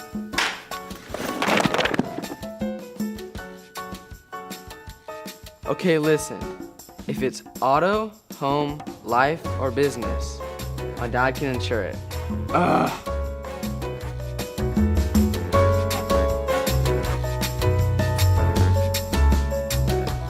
Let's go Rangers! Coach, I can't believe we've been shooting these commercials for 10 years. Man, time flies.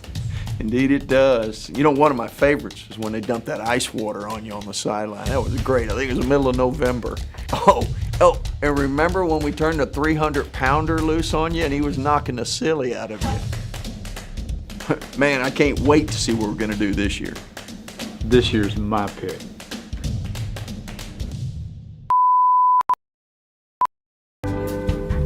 Ferris Orthodontics. That's what I'm talking about. Release the sharks!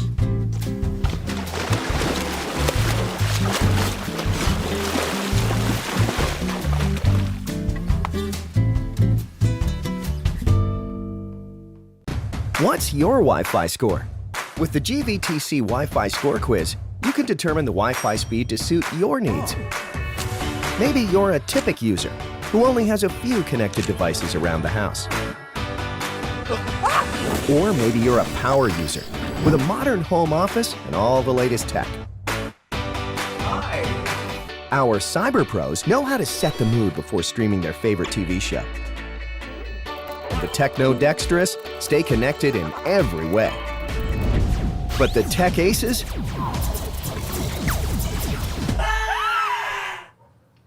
Well, they're on another level. No matter what your Wi-Fi needs are, GVTC has the perfect plan for you. Take our quick Wi-Fi score quiz today at gvtc.com/Wi-Fi score and make sure your connection is up to speed.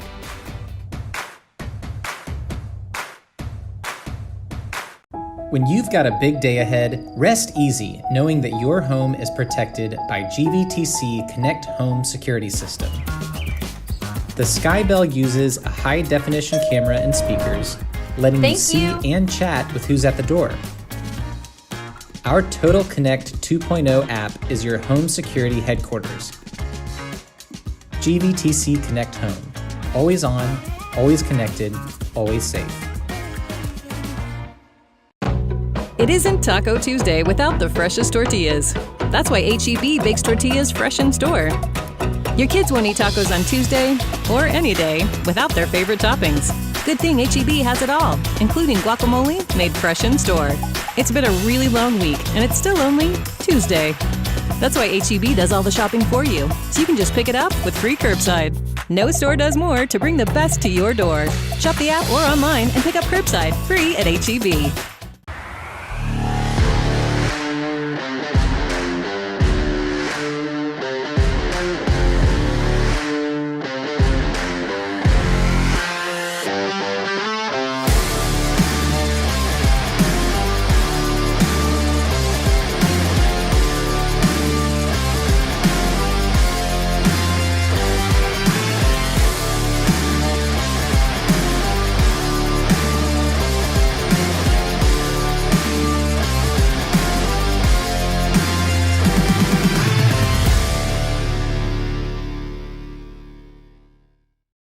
When you've got a big day ahead, rest easy knowing that your home is protected by GVTC Connect Home Security System.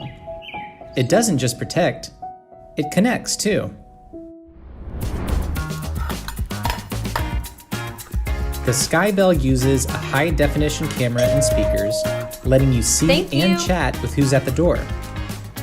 Our Total Connect 2.0 app is your home security headquarters.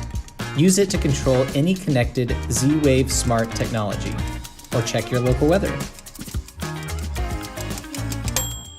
GVTC Connect Home lets you take your mind off of what's going on outside your home so you can focus on what's going on inside of it. GVTC Connect Home. Always on, always connected, always safe.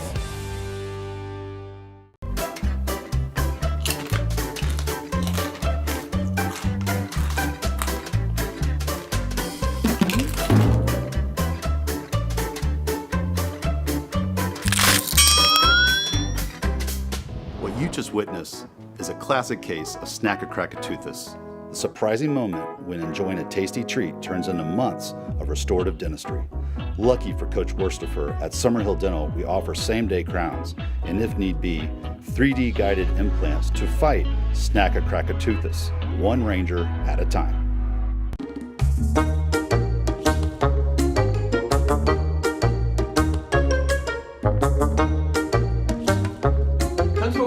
What brings you here to? Whoa. Well, I heard my wife talking to her friends that y'all work miracles, so I thought maybe you could do something with this. We absolutely help women, children, and men, but I'm gonna have to call in the reinforcements.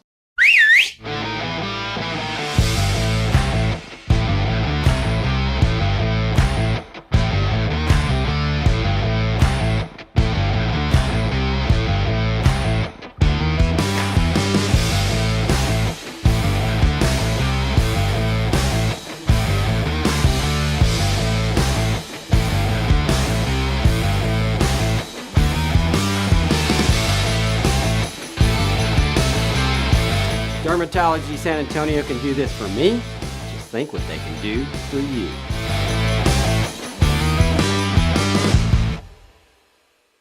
Coach, this is the year. Give me a chance. I get to try out? Yes! This is the year. Get your guns up. Get your guns up.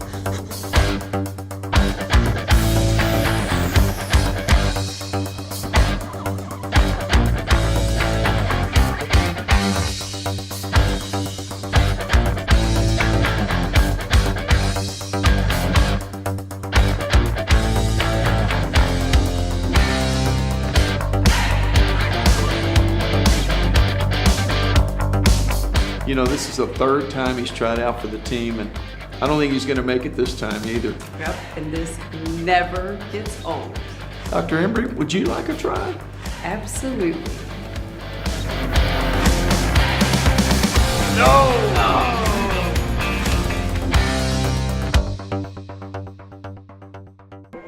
Again, Smithson Valley dating back to the start of last year, unbeaten when leading at halftime, on top as we start the third quarter, 21-14. Smithson Valley rushing touchdowns in the first half from Travis McCracken, Malachi Lane, and Chase Senelik. And potentially, Tony, a very important drive to start the third quarter here for the Rangers. It would be nice to go up 2 touchdowns with a good, steady drive here for sure. Malandani with the opening kickoff of the second half, and this third quarter is underway. Mafidis bobbles it, recovers, and returns across the 40-yard line. And Braden Mafidis has the Rangers in business at around the 42. Good return by Mafidis. You know, the bobble sometimes helps you out, as sometimes they overrun the play, and I think that's what he got through the first line of 5 or 6 guys because they kind of overran. Again, one of the strengths for the Rangers this year has been their kick and punt return units, headlined by Mafidis and Kyler Clark. Chase Senelik engineering the Rangers' offense was 3 of 5 passing in the first half and ran for a touchdown. Malachi Lane in the backfield on the first third quarter possession got chopped down by Brendan Martin on the first down play after a gain of 4. We haven't called Martin's name or Longoria's name too much tonight. They're two starting safeties. The Wagner defense, which has given up just 24 points in their first 3 games. It has surrendered 21 through 2 quarters here tonight. Second down and 5 for the Ranger offense. Here comes a blitz from Wagner. Lane stumbled a bit in the backfield, trying to break free, and finally taken down by Greg Williams. As Smithson Valley faced with an early third down. Lost a yard on the play. Couldn't tell. Did he bobble it too as he kind of got it? I'm not sure he had total control over it as he made his first couple steps. So far, 5 carries, 76 yards for Lane. Had that dynamite 61-yard touchdown run in his first touch of the game back in the first quarter. Second career start tonight for Chase Senelik. On 3rd down and 6, Senelik slings out incomplete for Domel. Had him over the top against Kobe Sanders. And Smithson Valley goes 3 and out. They blitzed on every run play there. That time they sent their safeties in, both of them kind of up close to the line, and Chase made a good read. Domel was open. He just threw it a little too high. That would have been probably 6 points. Senelik opened the game with 3 straight completions. His last 3 have been incomplete. And after the good return by Bafidis, Smithson Valley's punting to Wagner. Less than 90 seconds into the third. 2 returners back deep for the Thunderbirds. As Osorio rather, gets it away and fielded inside the 20-yard line by Brendan Martin. Not a bad punt. Almost 40 yards. Again, now since the Rangers weren't able to score, this is a big stop for the defense to come up with here on Wagner's first set of downs. A Wagner team which last year in district play finished 4-3. A 4th place finish in 27-6A. The previous 2 years, Wagner was unbeaten in district play, playing at the 5A level, going a perfect 16-0 in district those 2 seasons, winning by an average of, get this, close to 53 points a game. First offensive play of the third is a run by Isaiah Williams for 4. David DeHoyas on the tackle for the Rangers. Good deception again. It looked like the fullback and 2 or 3 Rangers went after him, had the ball, and Williams kept it and spun this way. Wagner had a rough stretch of playing 6A football from 2013 through 2017, going just 13-37 those 5 seasons. As Williams takes off to run on second down, and Williams angles for a first down across the 30 before Brock Whitaker has a tackle for the Rangers. During that stretch, Wagner lost 27 of their 31 district games, failed to make the playoffs all 5 seasons, but then again moved down to 5A. And in those 2 years playing 5A football, Wagner's record skyrocketed to 26-4 and wound up making the state semifinals each of those 2 seasons. A couple of good-looking plays. That time Williams just kind of countered and went to the weak side and got a good gain out of it. First down play, it's Owens. Kind of a quiet first half. Pushed out after a gain of 4 yards. 14 carries in the first half for Quentin Owens, but for just 39 yards. He again has been their bell cow all season with the most yards by a bunch. He's been the heavy carrier of the ball with 60 carries in the first 3 games, which is more than almost all the other running backs combined. Defense singled in from the sidelines for the Rangers. Same counter. It's Williams again, bursting to the outside. How about that? Putting his shoulder into Andrew Montalvo as he picks up another first down. He's turned into a pretty dangerous weapon with that counter play where he hands it off coming near side, spins and reverses, goes weak side, and beats everybody to the edge. 12 yards there for Isaiah Williams, up to 52 yards rushing on the night. And again, banging shoulders with Andrew Montalvo after picking up the first down. Wagner trying to tie the game with this possession, their first of the second half. Give to the dive back, and Owens able to churn out about 2 before Camden Egley and David Ahoyas have the tackle.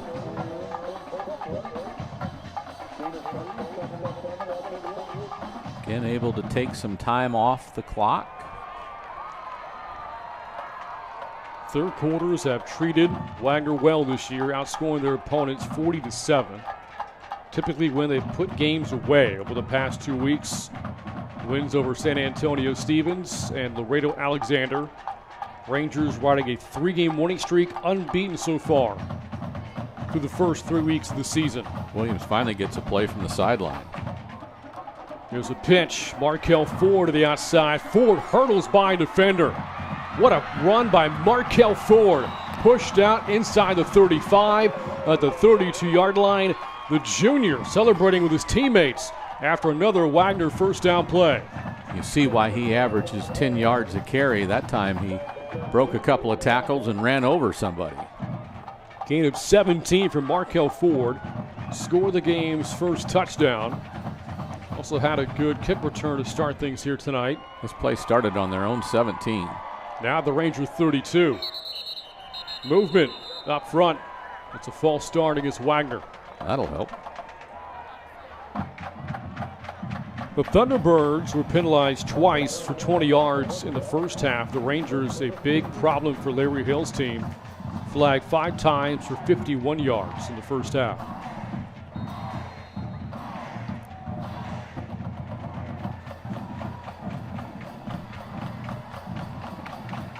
They don't have a lot of personnel changes. Basically the same 11 guys are out there most of the time on offense. Now it's 1st and 15. Williams hit as he throws, got blasted on an incomplete pass for Ford down the flat.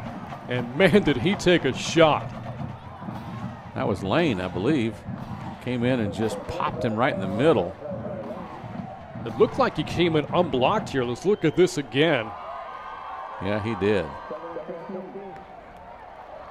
And Williams takes a tumble. Forearms in the chest that time to make sure we didn't get a targeting play. Williams stays in the game. The listed backup quarterback is Cameron Smith, who's not thrown a pass this year. Who's a sophomore. Williams, a 3-year starter at quarterback, playing for his 19th career win here this evening. They moved again, didn't they? They did. Second false start on the series makes it now 2nd down and 20. And the further that Wagner gets behind the chains, the more they are in trouble offensively for a one-dimensional offense as Coach Starrin talks to his team. They had moved 47 yards on the ground and have since had 2 false starts and an incomplete pass. 20 penalties through 3 games for Wagner coming in. That's now 4 tonight. It's 2nd down and 20. A draw to Owens, and the Rangers read that, but Owens better effort. Takes a number of blue shirts to finally wrestle him down. Well, we got in there quick, and the delayed handoff, we sniffed it out and just couldn't wrap him up. One of the longer runs of the night for Quentin Owens, good for 8. Will bring up 3rd down and 12. Big stop here. They need a hold to the Rangers.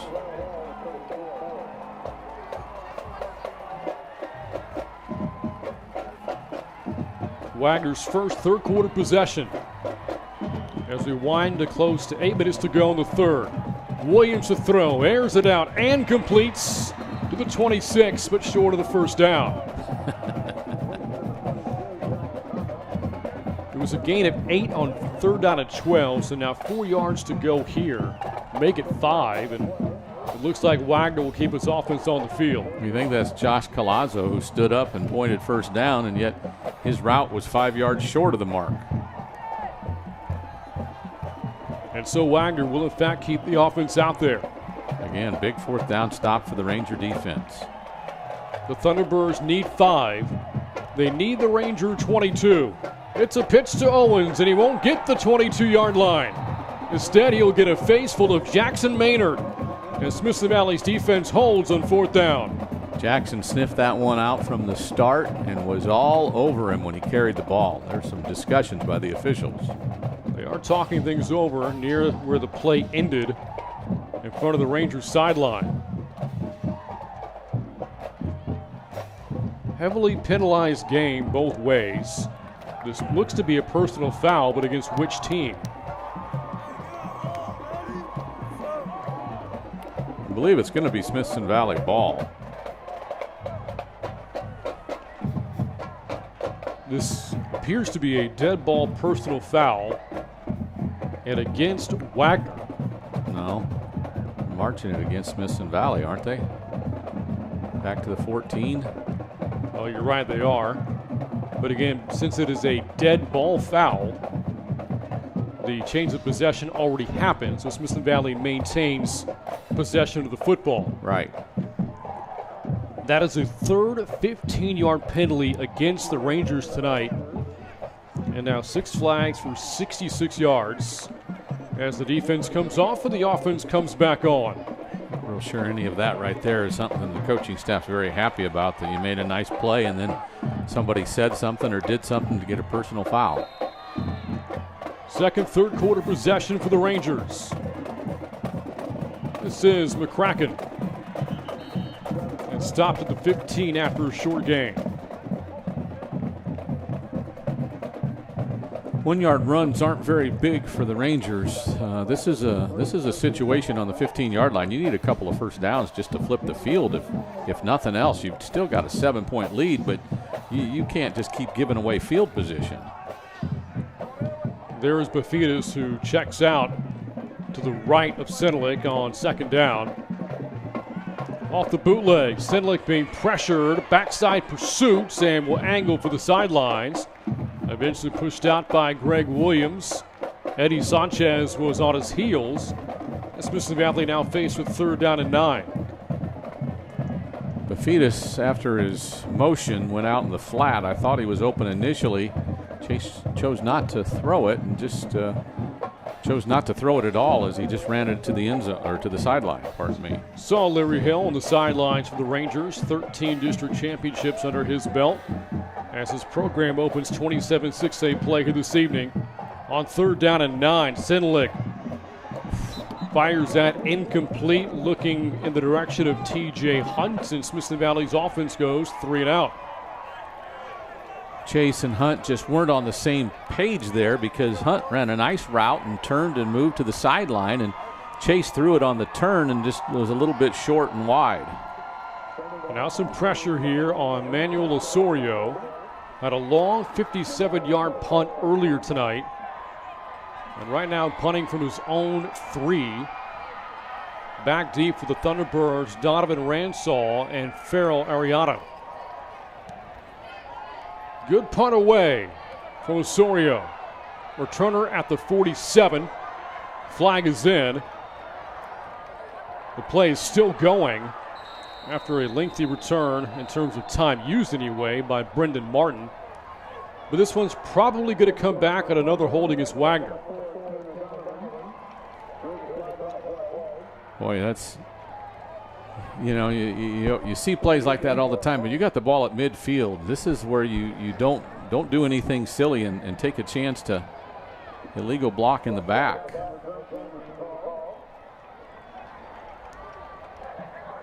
And here's a look at the penalty. There's the block in the back over there. Up at the top of your screen. Yeah. So Smithson Valley, 2 third quarter possessions, 2 punts. Wagner turnover on downs on their last possession here in the second half. Do we see more of Williams, or what do we see here? It is a run for Owens, and fumbles the football, and is picked up by Malachi Lane with a convoy of blockers. Lane breaking free. Malachi Lane is going to go. Second touchdown tonight. Malachi Lane gives the Rangers a 2-possession lead. I don't see any flags, so that should work for the Rangers. Let's see who created that hit to force the fumble by Owens. That's a nice play by the defense. The 5th turnover the Rangers have forced this year. Ball, I think, was jarred loose by Whitaker. Malachi Lane scoops it up Only player in his way, Isaiah Williams, sheds them off easily and takes it back the distance. So a touchdown on both offense and defense tonight from Malachi Lane.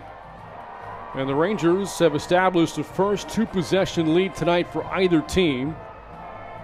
On for the point after Amaya. And able to put it through.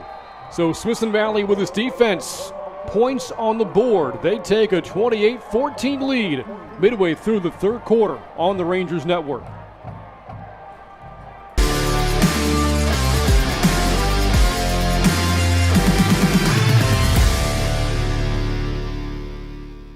Coach, this is the year. Give me a chance. I get to try out? Yes! This is the year. Get your guns up. Get your guns up.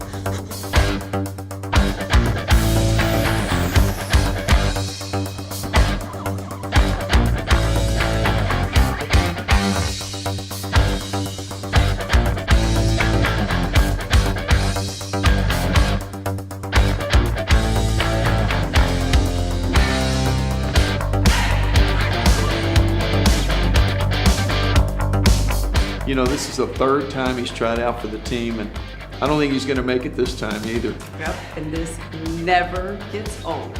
Dr. Embry, would you like a try? Absolutely.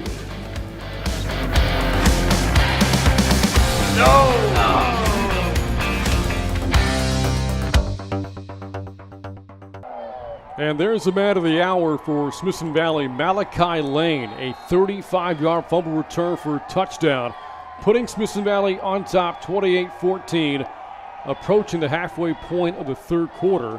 And the Rangers now some separation from Wagner.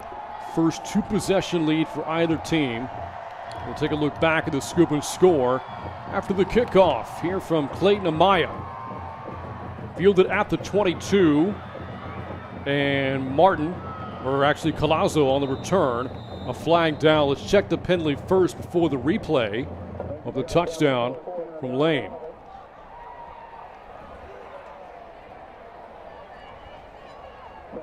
I guess an illegal block in the back is what it looks like they're talking about.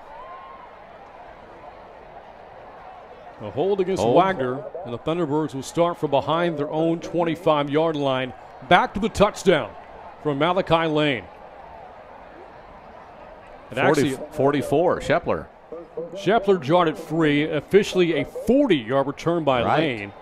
So two big plays tonight for Malachi Lane. His two touchdowns have now covered over 100 yards of real estate. A 61-yard run on offense, a 40-yard fumble return on defense. And Smithson Valley on top by a couple of touchdowns. Wagner work to do. Down by 14. And they go right back to the dive play and to Owens, who fumbled on the last possession. And here picks up a short 3-yard gain. And Owens was carrying the ball on the fumble, and Shepler just kind of wrapped him up and got the ball loose. It was clean because there was space around it, and that's where Lane picked it up and ran it back.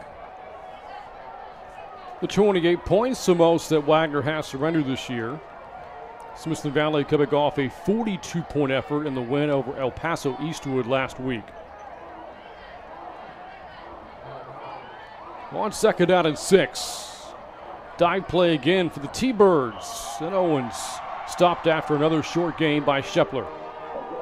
Shepler's not a guy who gets a bunch of headlines, but he's been the Rangers' leading tackler through 3 games and had a season-high 11 tackles last week for this Ranger defense. He had 21 coming into the game, has all kinds of numbers with sacks and tackles for loss, and he's just been really, really active over the first couple of games, which is something the Rangers really needed. That's now 21 carries in this game, by the way, for Quentin Owens. Third down and 4 for Wagner. Williams on the quarterback keeper on this option play. A stiff arm of the defender out in space, Zach Gingrich. And Wagner moved the chains. No flags on that play. And with the way this offense operates, it usually takes a lot of clock for them to score. You look back at the 2 scoring drives for Wagner. Right. 3.5 minutes. nearly 5.5 minutes. And you look at the game clock, there's 16 minutes to go in this game. Wagner can't afford many, if any, empty possessions from here on out.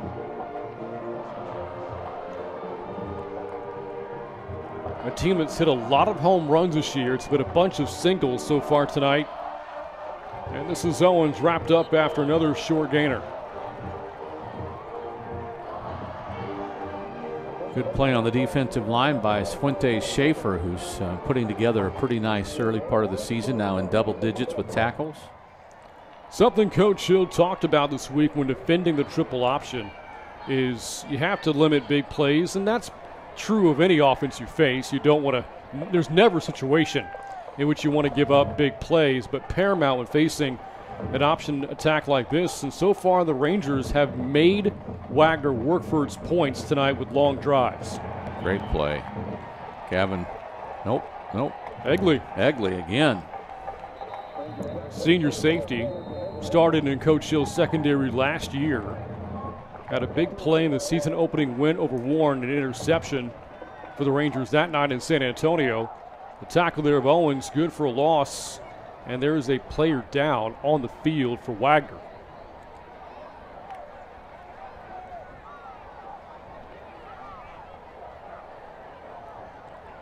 So they've got 3rd and long coming up when we get back to action, but they've been consistent. 1 incomplete pass, 2 incomplete passes, and 7 runs this half. So they've been unsuccessful when they've tried to throw it twice, but other than that, they're staying true to their colors and running the ball. Players still down here for Wagner. Look from the field level here with the training staff along with Coach Starin out there looking at the Thunderbird, trying to recover with 4 minutes and 4 seconds to go in the third. And Smithson Valley on top 28-14 in this 27-6A opener. Interesting league. We've talked about it a little bit. Steele, Smithson Valley, New Braunfels all undefeated coming in. We've talked about New Braunfels beating Judson last night, so they're 4-0. Smithson Valley trying to go to 4-0 tonight. Steele at home to East Central. And by the way, the player down is Quentin Owens, the ball carrier. Ooh. Took the shot from Egley and is yet to get up.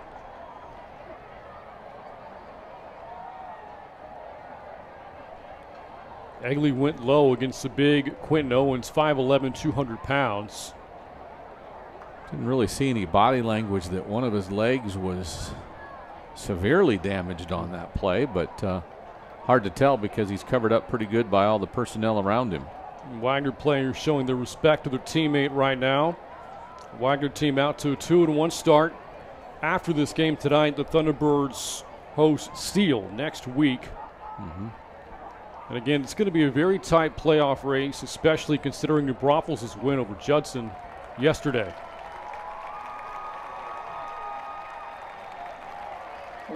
Finally up, seems to be walking on his own power with some assistance to the sideline. Brant Freeman, Tony Brubaker on this Friday night on the Rangers Network. And there we are, Tony. Good to see you on this Friday here in Spring Branch. The third and final game with this 3-game homestand for Smithson Valley. On the road next week at New Braunfels against the Unicorn team as the Tubas block our view here. On a Thursday night, no doubt. That's right. Short week for the Rangers next week. So after all that, new quarterback in here for the Thunderbirds as well. It's not Isaiah Williams, it's Cameron Smith. And Smith a good run. Shoulder tackle by Egley after a first down pickup. The sophomore has carried the ball 7 times this season, mostly as an A-back.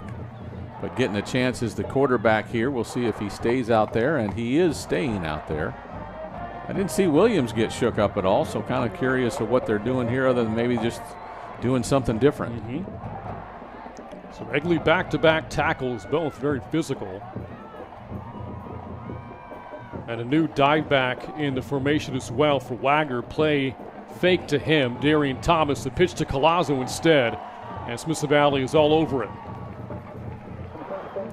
So Josh Collazo typically wears number 4. We are assuming that's him in 32. There's no 32 listed on Wagner's roster.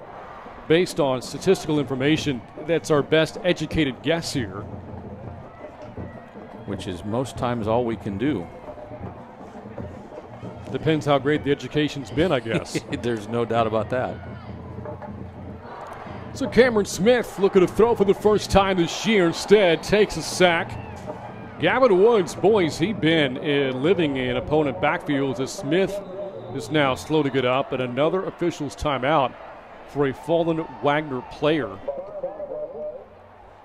Mentioned Gavin Woods. 5 sacks on the year coming in. 4 came in the opener alone against Warren. And right now, Wagner having a hard time against this Ranger defense, taking another tough shot. Yeah, it looked like a pretty clean tackle. I don't really know what's bothering him, but he did not get up very quickly when he did not get up at all, but he didn't move very quickly after the tackle was made.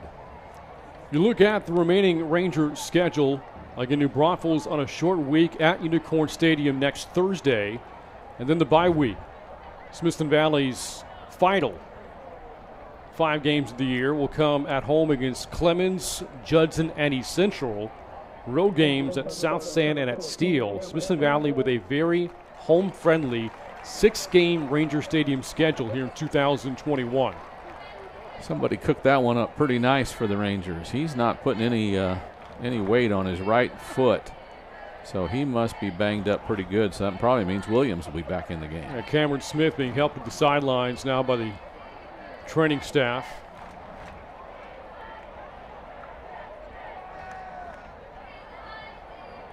And Wagner will look to forge ahead. Over the last 3 plays, they've lost 2 offensive players. Cameron Smith here, before that, Quentin Owens. Talked about the Rangers schedule. Wagner with 3 road games left: East Central, New Braunfels, and South San. Home dates against Clemens, Steele, and Judson. And a quarterback now for Wagner is Jeremiah Cherry, a wide receiver on the roster and a defensive back. Flips it here to Collazo, and Whitaker all over it for the Rangers. Tackle back at the 40-yard line for a loss of 6.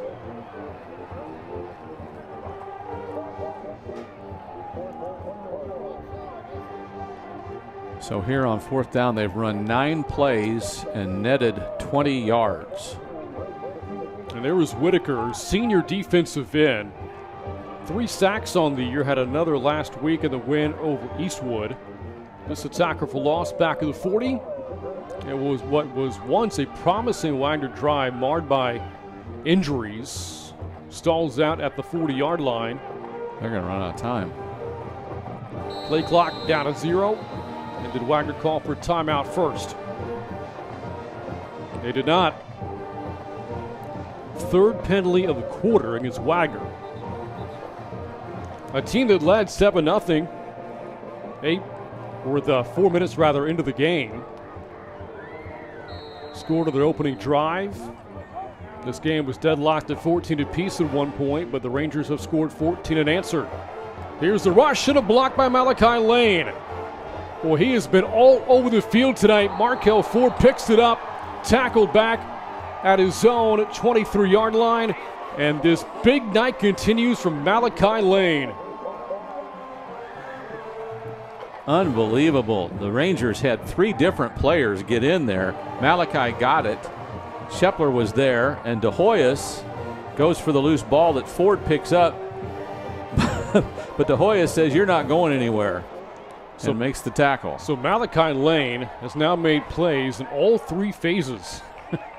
61-yard touchdown on offense, 40-yard fumble return score on defense, and a blocked punt now on special teams. As Smithson Valley could very well put the game out of reach on this possession.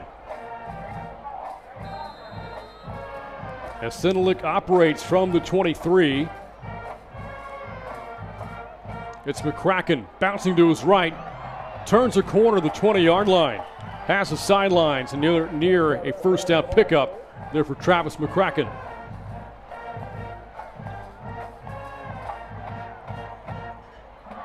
think with the score as it was, he decided not to take on the defender there and just took his 8 yards, 9 yards almost, and said, let's play the next play. 11 carries so far from McCracken, coming off that big game last week against Eastwood, when he ran for $155 and a couple of touchdowns. On 2nd down and 2, Sedlick himself fighting ahead. Remember, Sedlick had a very impressive 1-yard touchdown run back in the second quarter, and this should move the chains. It's a 2-touchdown lead, and you're already down 1 quarterback. I'm not sure. I don't know if that was the play call. Think it might have been a broken play there, Tony? I can't imagine I'd want to put Chase Sedlick in the middle of those defensive linemen who are big and athletic on purpose. And Tony's saying down 1 quarterback. If you haven't followed the Rangers this year, Derek Mata suffered an arm injury to his non-throwing arm in week 2 against Madison. This is McCracken gliding inside the 10 and down to the 6 for first down. Gain of 8 from McCracken as we inch closer to a minute to go in the third. Nice run by Travis again. Here you see it. Gets through the initial line before there's contact, and after contact, he still gets 3 more yards. Smithson Valley's top returning rusher from a year ago. Their leading rusher was the quarterback, Jalen Nutt. Also had Gabe Hoskins at their disposal. Both were seniors last year. Now 1st and goal for the Wagner 6. It's McCracken again. McCracken's going to stride into the end zone for the touchdown. Touchdown, Travis McCracken, his 2nd tonight. It is fun to watch him run with power and authority and not get tackled by the first contact. He has been a strong, powerful runner through 4 games this year, and we hope he can continue to do it. Here's a look again. Left side of the offensive line, providing a huge hole for McCracken to run through. Wow. Takes advantage. In for the 2nd time tonight. 4 touchdowns over the past 2 games now for Travis McCracken. And Smithson Valley, once down 7-0, has since outscored Wagner 34-7. And the point after, good. 35-14 with 43 seconds to go in the third quarter, and Travis McCracken getting a well-deserved drink on the bench, has carried the ball now 13 times, 73 yards and 2 touchdowns. And again, the thing the Ranger fans have to be most excited about is just the authority that he runs with, the physicalness. He just can't, he hasn't been brought down by 1 tackler this season that I can recall, and he constantly carries defenders 1 yard, 2, 3, 4, 5 after contact, and that's what's most impressive about what he does. Smithson Valley is now a little more than 12 minutes away from its first 4-0 start since 2017.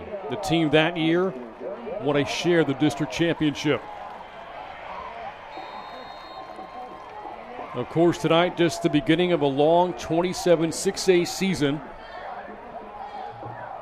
as Amaya, the sophomore, gets ready to kick off.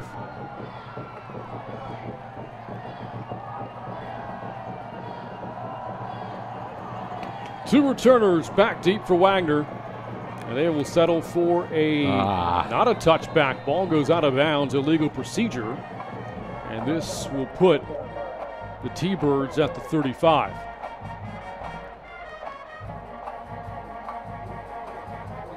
We talked about environments. Again, Smithson Valley with a great one here. Parents, alumni, boosters, student body here at Ranger Stadium as you look at the penalty call against Smithson Valley. And they'll take the football at the 35-yard line. Actually, I think in high school we just do the 30. You are correct. I think 30-yard that confused me previous games. So at the 30, they start what amounts to their 4th possession here in the third quarter. Smithson Valley won't be back at home again for another 3 weeks when they host Clemens. First down play doesn't yield much here for Wagner. A look back at the last touchdown again for the Rangers, courtesy of Travis McCracken. Second one tonight. And you could see it shortly after the handoff from Sedlick. just out of frame there, began to celebrate the moment he handed the ball off to McCracken. He saw that hole on the left side too. He knew it was a 6-point run for sure. Still see Jeremiah Cherry in a quarterback, the third different QB used tonight by Wagner.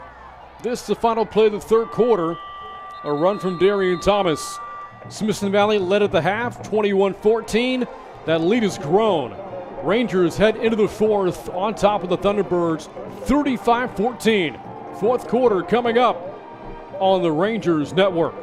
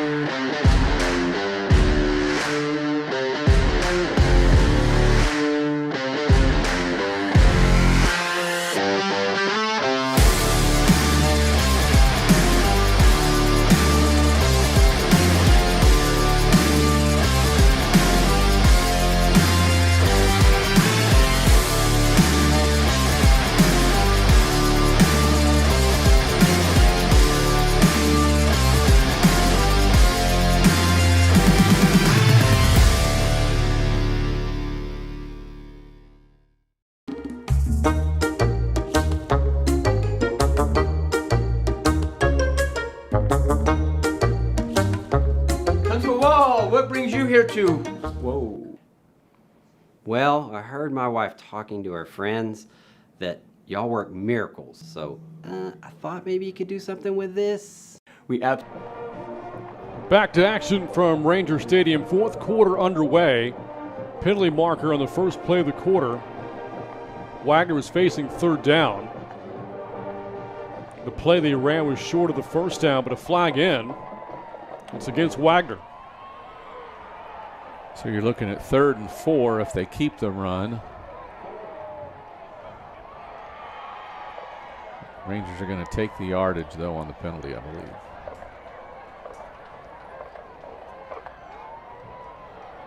Personal foul, another chop block, second such called tonight against Wagner. And they're going to repeat third down. Wagner, 2 penalties in the first half, 5 here in the second. And they have now racked up 60 yards in penalties. The two teams have combined for more than 130.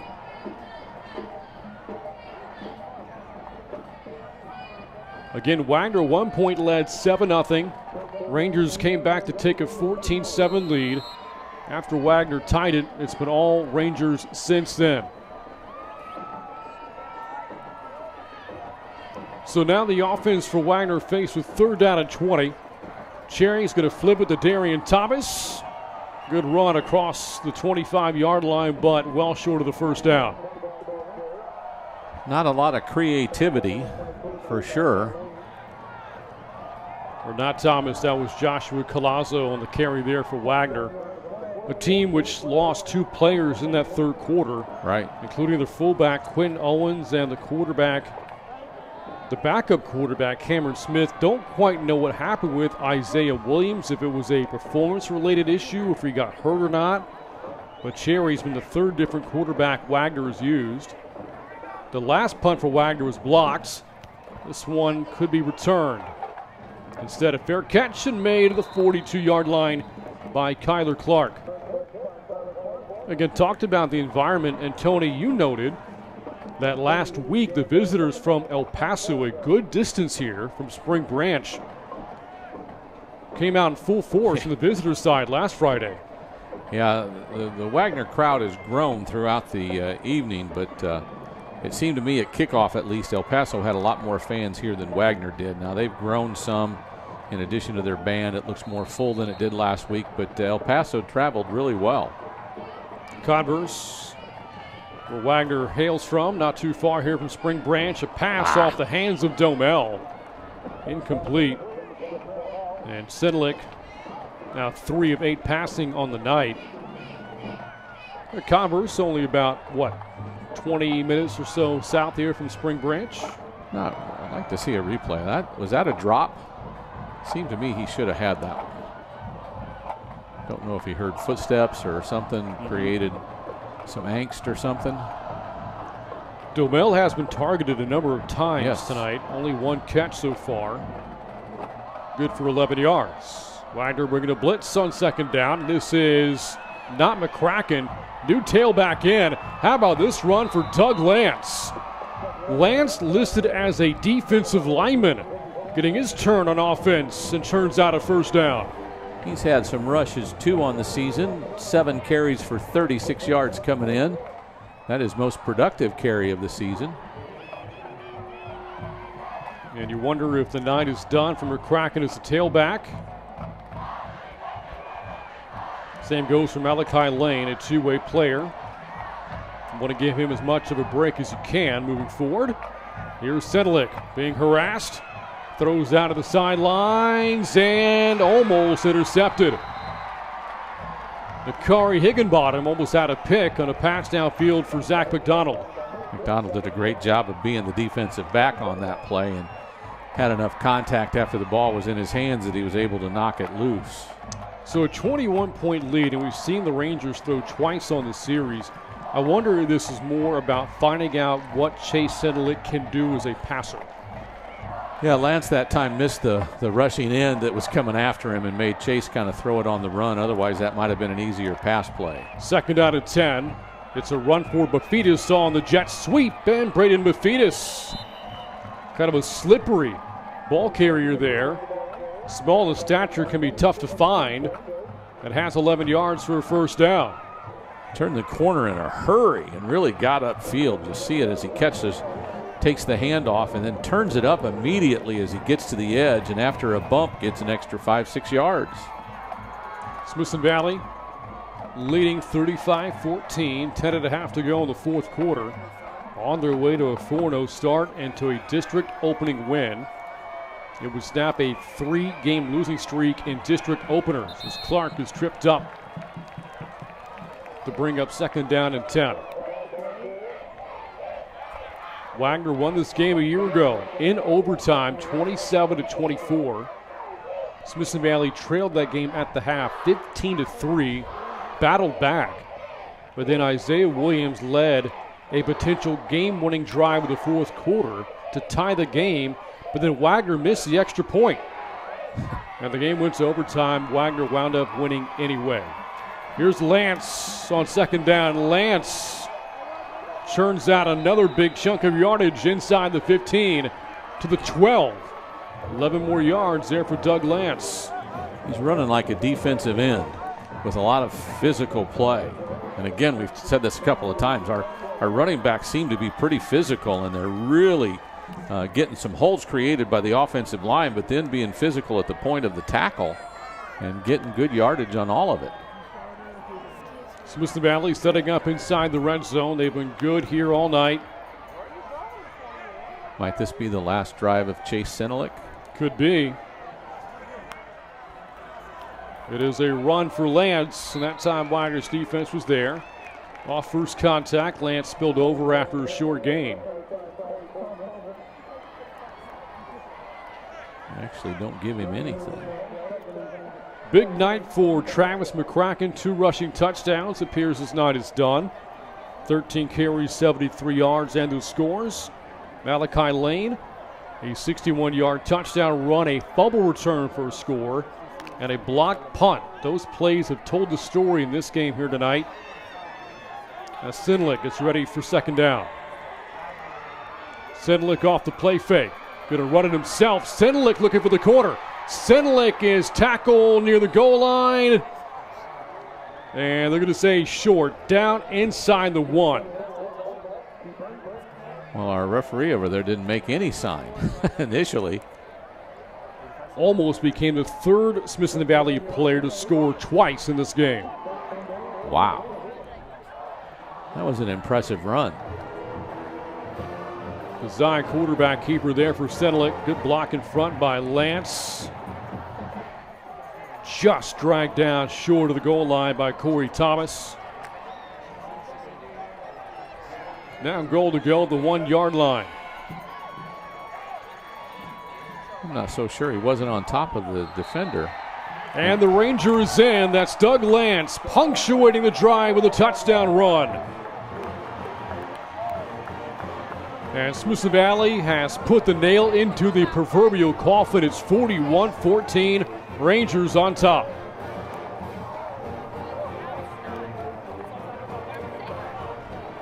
Again, a nice patient drive, lots of runs, a couple of incomplete passes, but lots of effective runs. 4 different runs of 10-plus yards.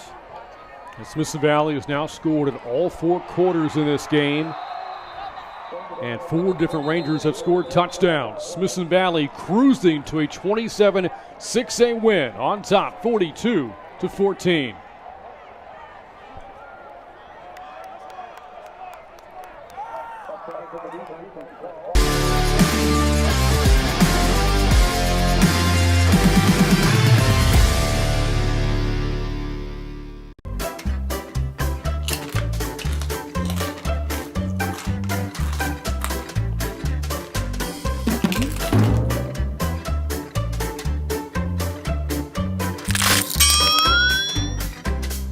What you just witnessed is a classic case of Snack-a-Crack-a-Toothus.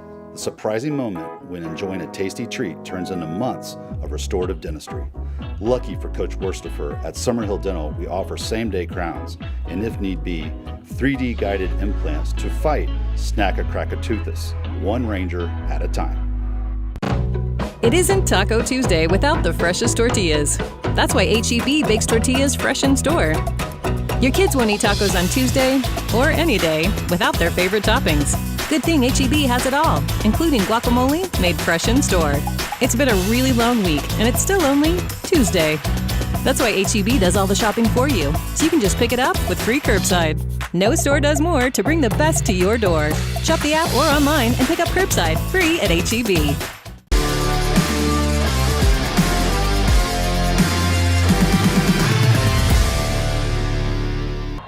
Last week, Smithson Valley closed out non-district play with a 42-14 win over El Paso Eastwood. They lead by that same score right now. 8 minutes, 6 seconds to go in the fourth. All over Wagner, 42-14. A game that at one point was tied 14 apiece. But since then, Tony, Smithson Valley has just been the better team. Offensively, they pieced together some nice drives, but they've also hit those big plays as the game has moved on. They have, and it's come in all 3 phases of the game as we've described. 2 big special teams plays, a great defensive score. They've just been the better team now since early on in this game. Easy one for the fans to enjoy on a Friday night here from Ranger Stadium. Smithson Valley will not be here next week as they play on the road Thursday against a 4-0 New Braunfels team. What a game that should be. A battle between 2 unbeatens, 2 teams angling for 2-0 starts, the 27-6A play. And again, the Unicorns, after upsetting Judson on Thursday last night, they are very much in the thick of the 27-6A playoff race. They are on the outside looking in last year. And they've got a kicker listed as the quarterback right now, or a quarterback listed as a kicker on the roster.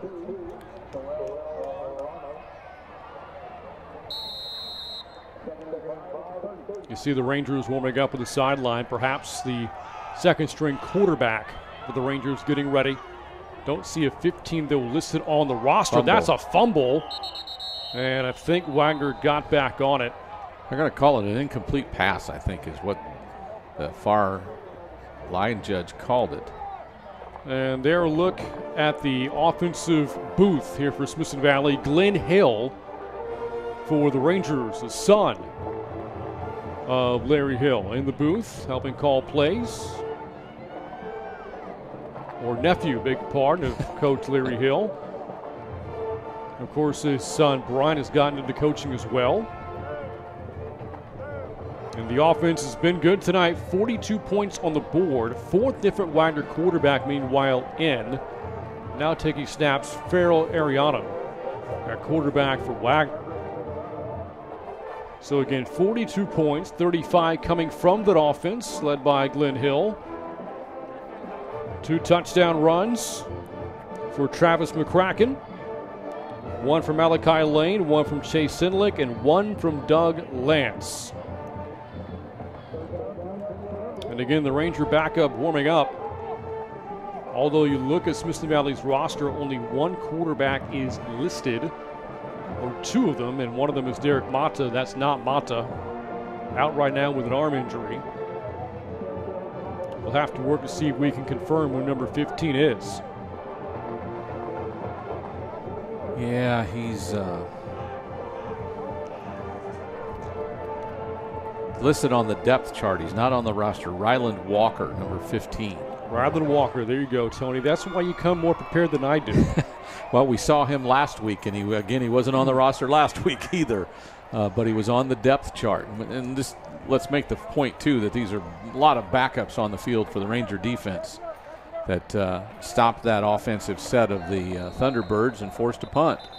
Some well-deserved playing time for those who help out throughout the week with the first and second stringers. Delay a game on the punt.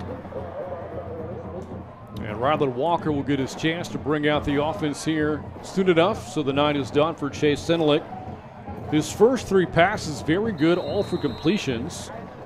His next 5 all fell incomplete, but helped spearhead the offense to some scoring drives. A lot of great runs for the Rangers. Punt is away, and that may have been touched, but the Ranger returner, did he get back on it? No, a teammate did. It was Bafidis back to return, and the ball was ultimately picked up by Zach Gingrich.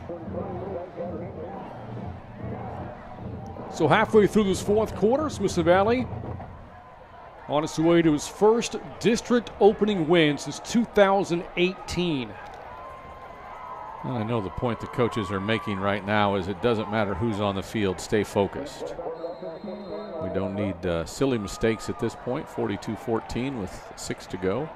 And this is Ryland Walker, quarterback. His center is Gunnar Hansen. His running back is Isaiah Vivians. As the Rangers cycle in some of the backups here tonight. Lance and Vivians both got action last week, and they'll both have action here tonight. Vivians now after Lance. Smithson Valley lost its final home game of last year to Steele. About to move to 3-0 at home this season. Again, on the road on Thursday, the Rangers have won 4 straight road games dating back to last year. Of course, they ended last season, final game of the regular season, with a memorable win on the road over Judson.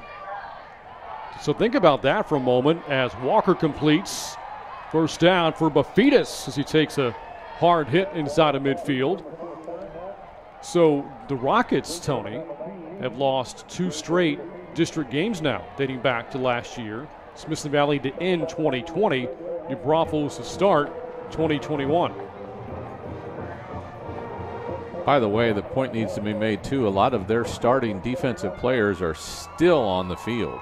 A point, though, you and I made during one of the last commercial breaks is the fact that Wagner is a 6A program, yes, but there's not a lot of players listed on the roster. Walker hands to Vivians on first down. This will bring up second down and long as we hit 4 minutes and 40 seconds to go. With Smithson Valley on top 42-14.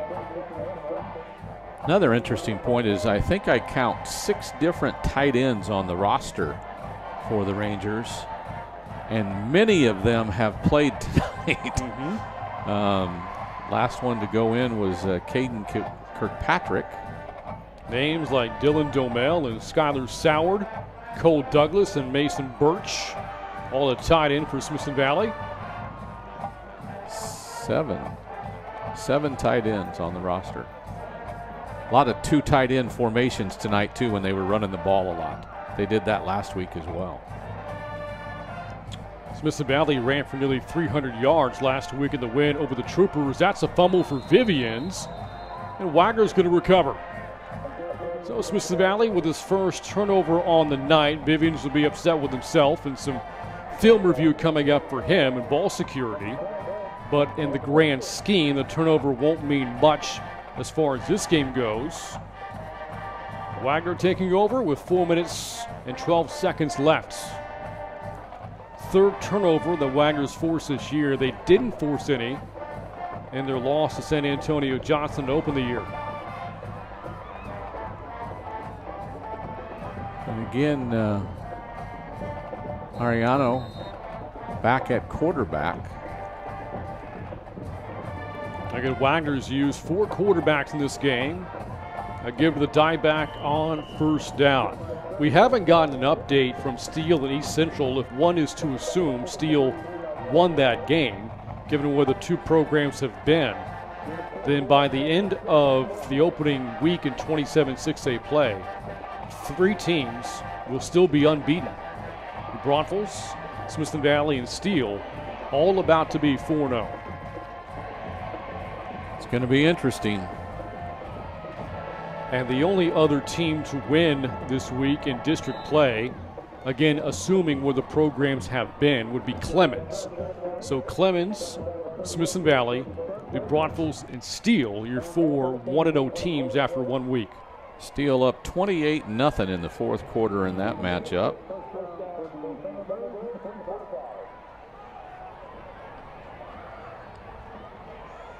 Under 3.5 to go.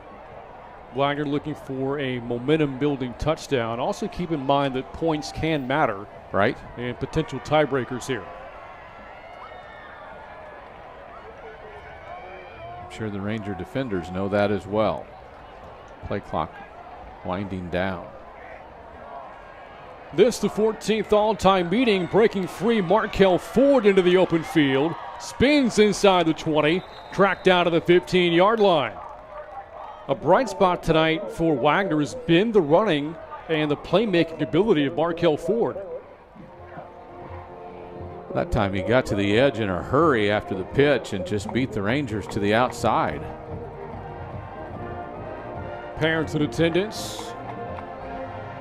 Again, the stands have been packed. They have filed out somewhat as the game has gotten out of reach. With 2.5 to go, Wagner playing for a late game touchdown. Ariano on the keeper and met by a defender. Back behind the line of scrimmage.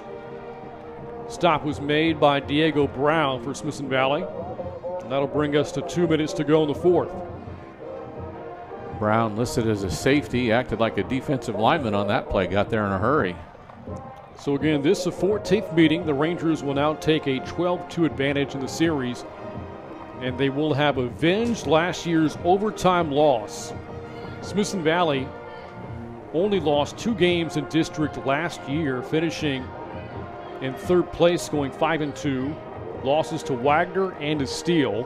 Ariano trips up, and this will bring up 3rd and long now for Wagner. Some unfamiliarity with different players. He's struggling to just get the center snap and get the play going. A lot of people in motion that time, but he couldn't get the handle of the ball. And so Smithson Valley in 6 nights will have the chance to move to 5-0 heading into the bye week, when they take on a resurgent New Braunfels team coached by Glenn Mangold. Looks like they called a timeout. Timeout taken with 1:20 left. Again, last year, the COVID-19 pandemic greatly affected attendance at high school football games. Now with more safety measures, specifically a vaccine in place, we have returned to the environments that we've come to know and love on Friday nights here in the Lone Star State. And Saturdays as well across the nation for most everywhere. I know people in the SEC and the Big Ten are very excited about that. Big 12 as well for the most part. Rangers over the past 10+ seasons in this stadium, a record of 47-11. And they've been just as good on the road going back to the same time period, dating back to 2010, 45-11 away from Ranger Stadium. That's a lot more wins than losses.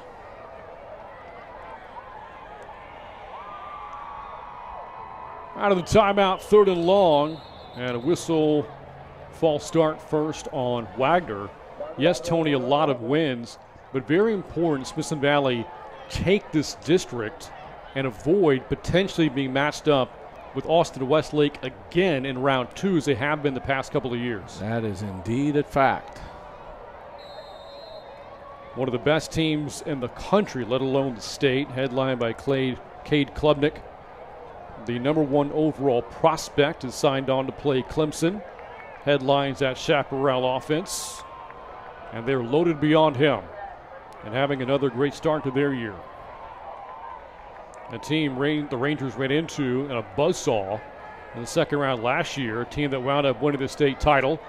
Ariado to the air, and it's incomplete. A flag was thrown. What was 3rd down and 25, and we'll check the marker. That ball hung up there a long time, and there was an offensive player that almost caught it.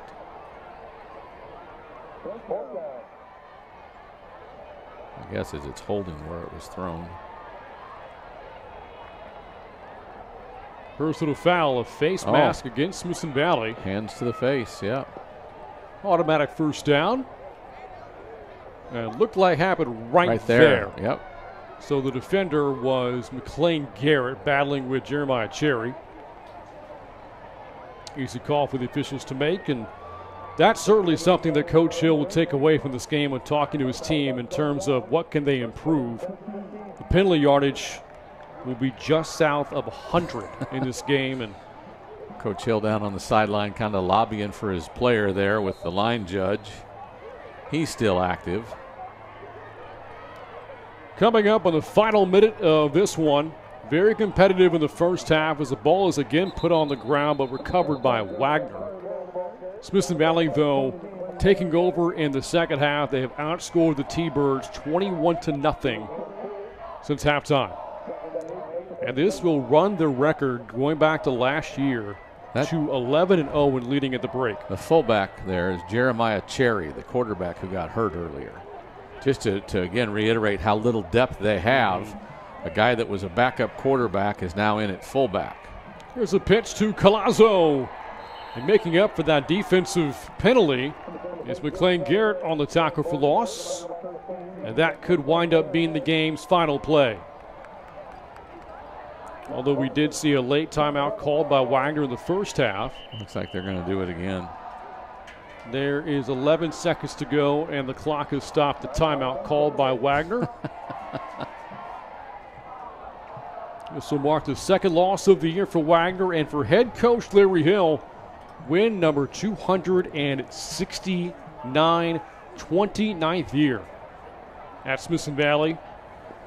And again, dating back to his tenure, which began in 1993, just one losing season, and it was in that inaugural year. It's amazing the kind of success and the continued success with 25 playoff appearances through the years. Over his first 28 seasons. That's amazing. So since that first year, certainly a rebuild at the time. Just twice they missed the postseason. So it looks like with Steele winning big and Smithson Valley winning big, there'll be 3 teams all 4-0 going into next week's play. And we know this, there will not be 3 5-0 teams because somebody on Thursday is going to win, somebody's going to lose. Braunfels to Smithson Valley. Ariano, a jump pass, and it's almost intercepted. With 5 seconds to go, time for probably one more play.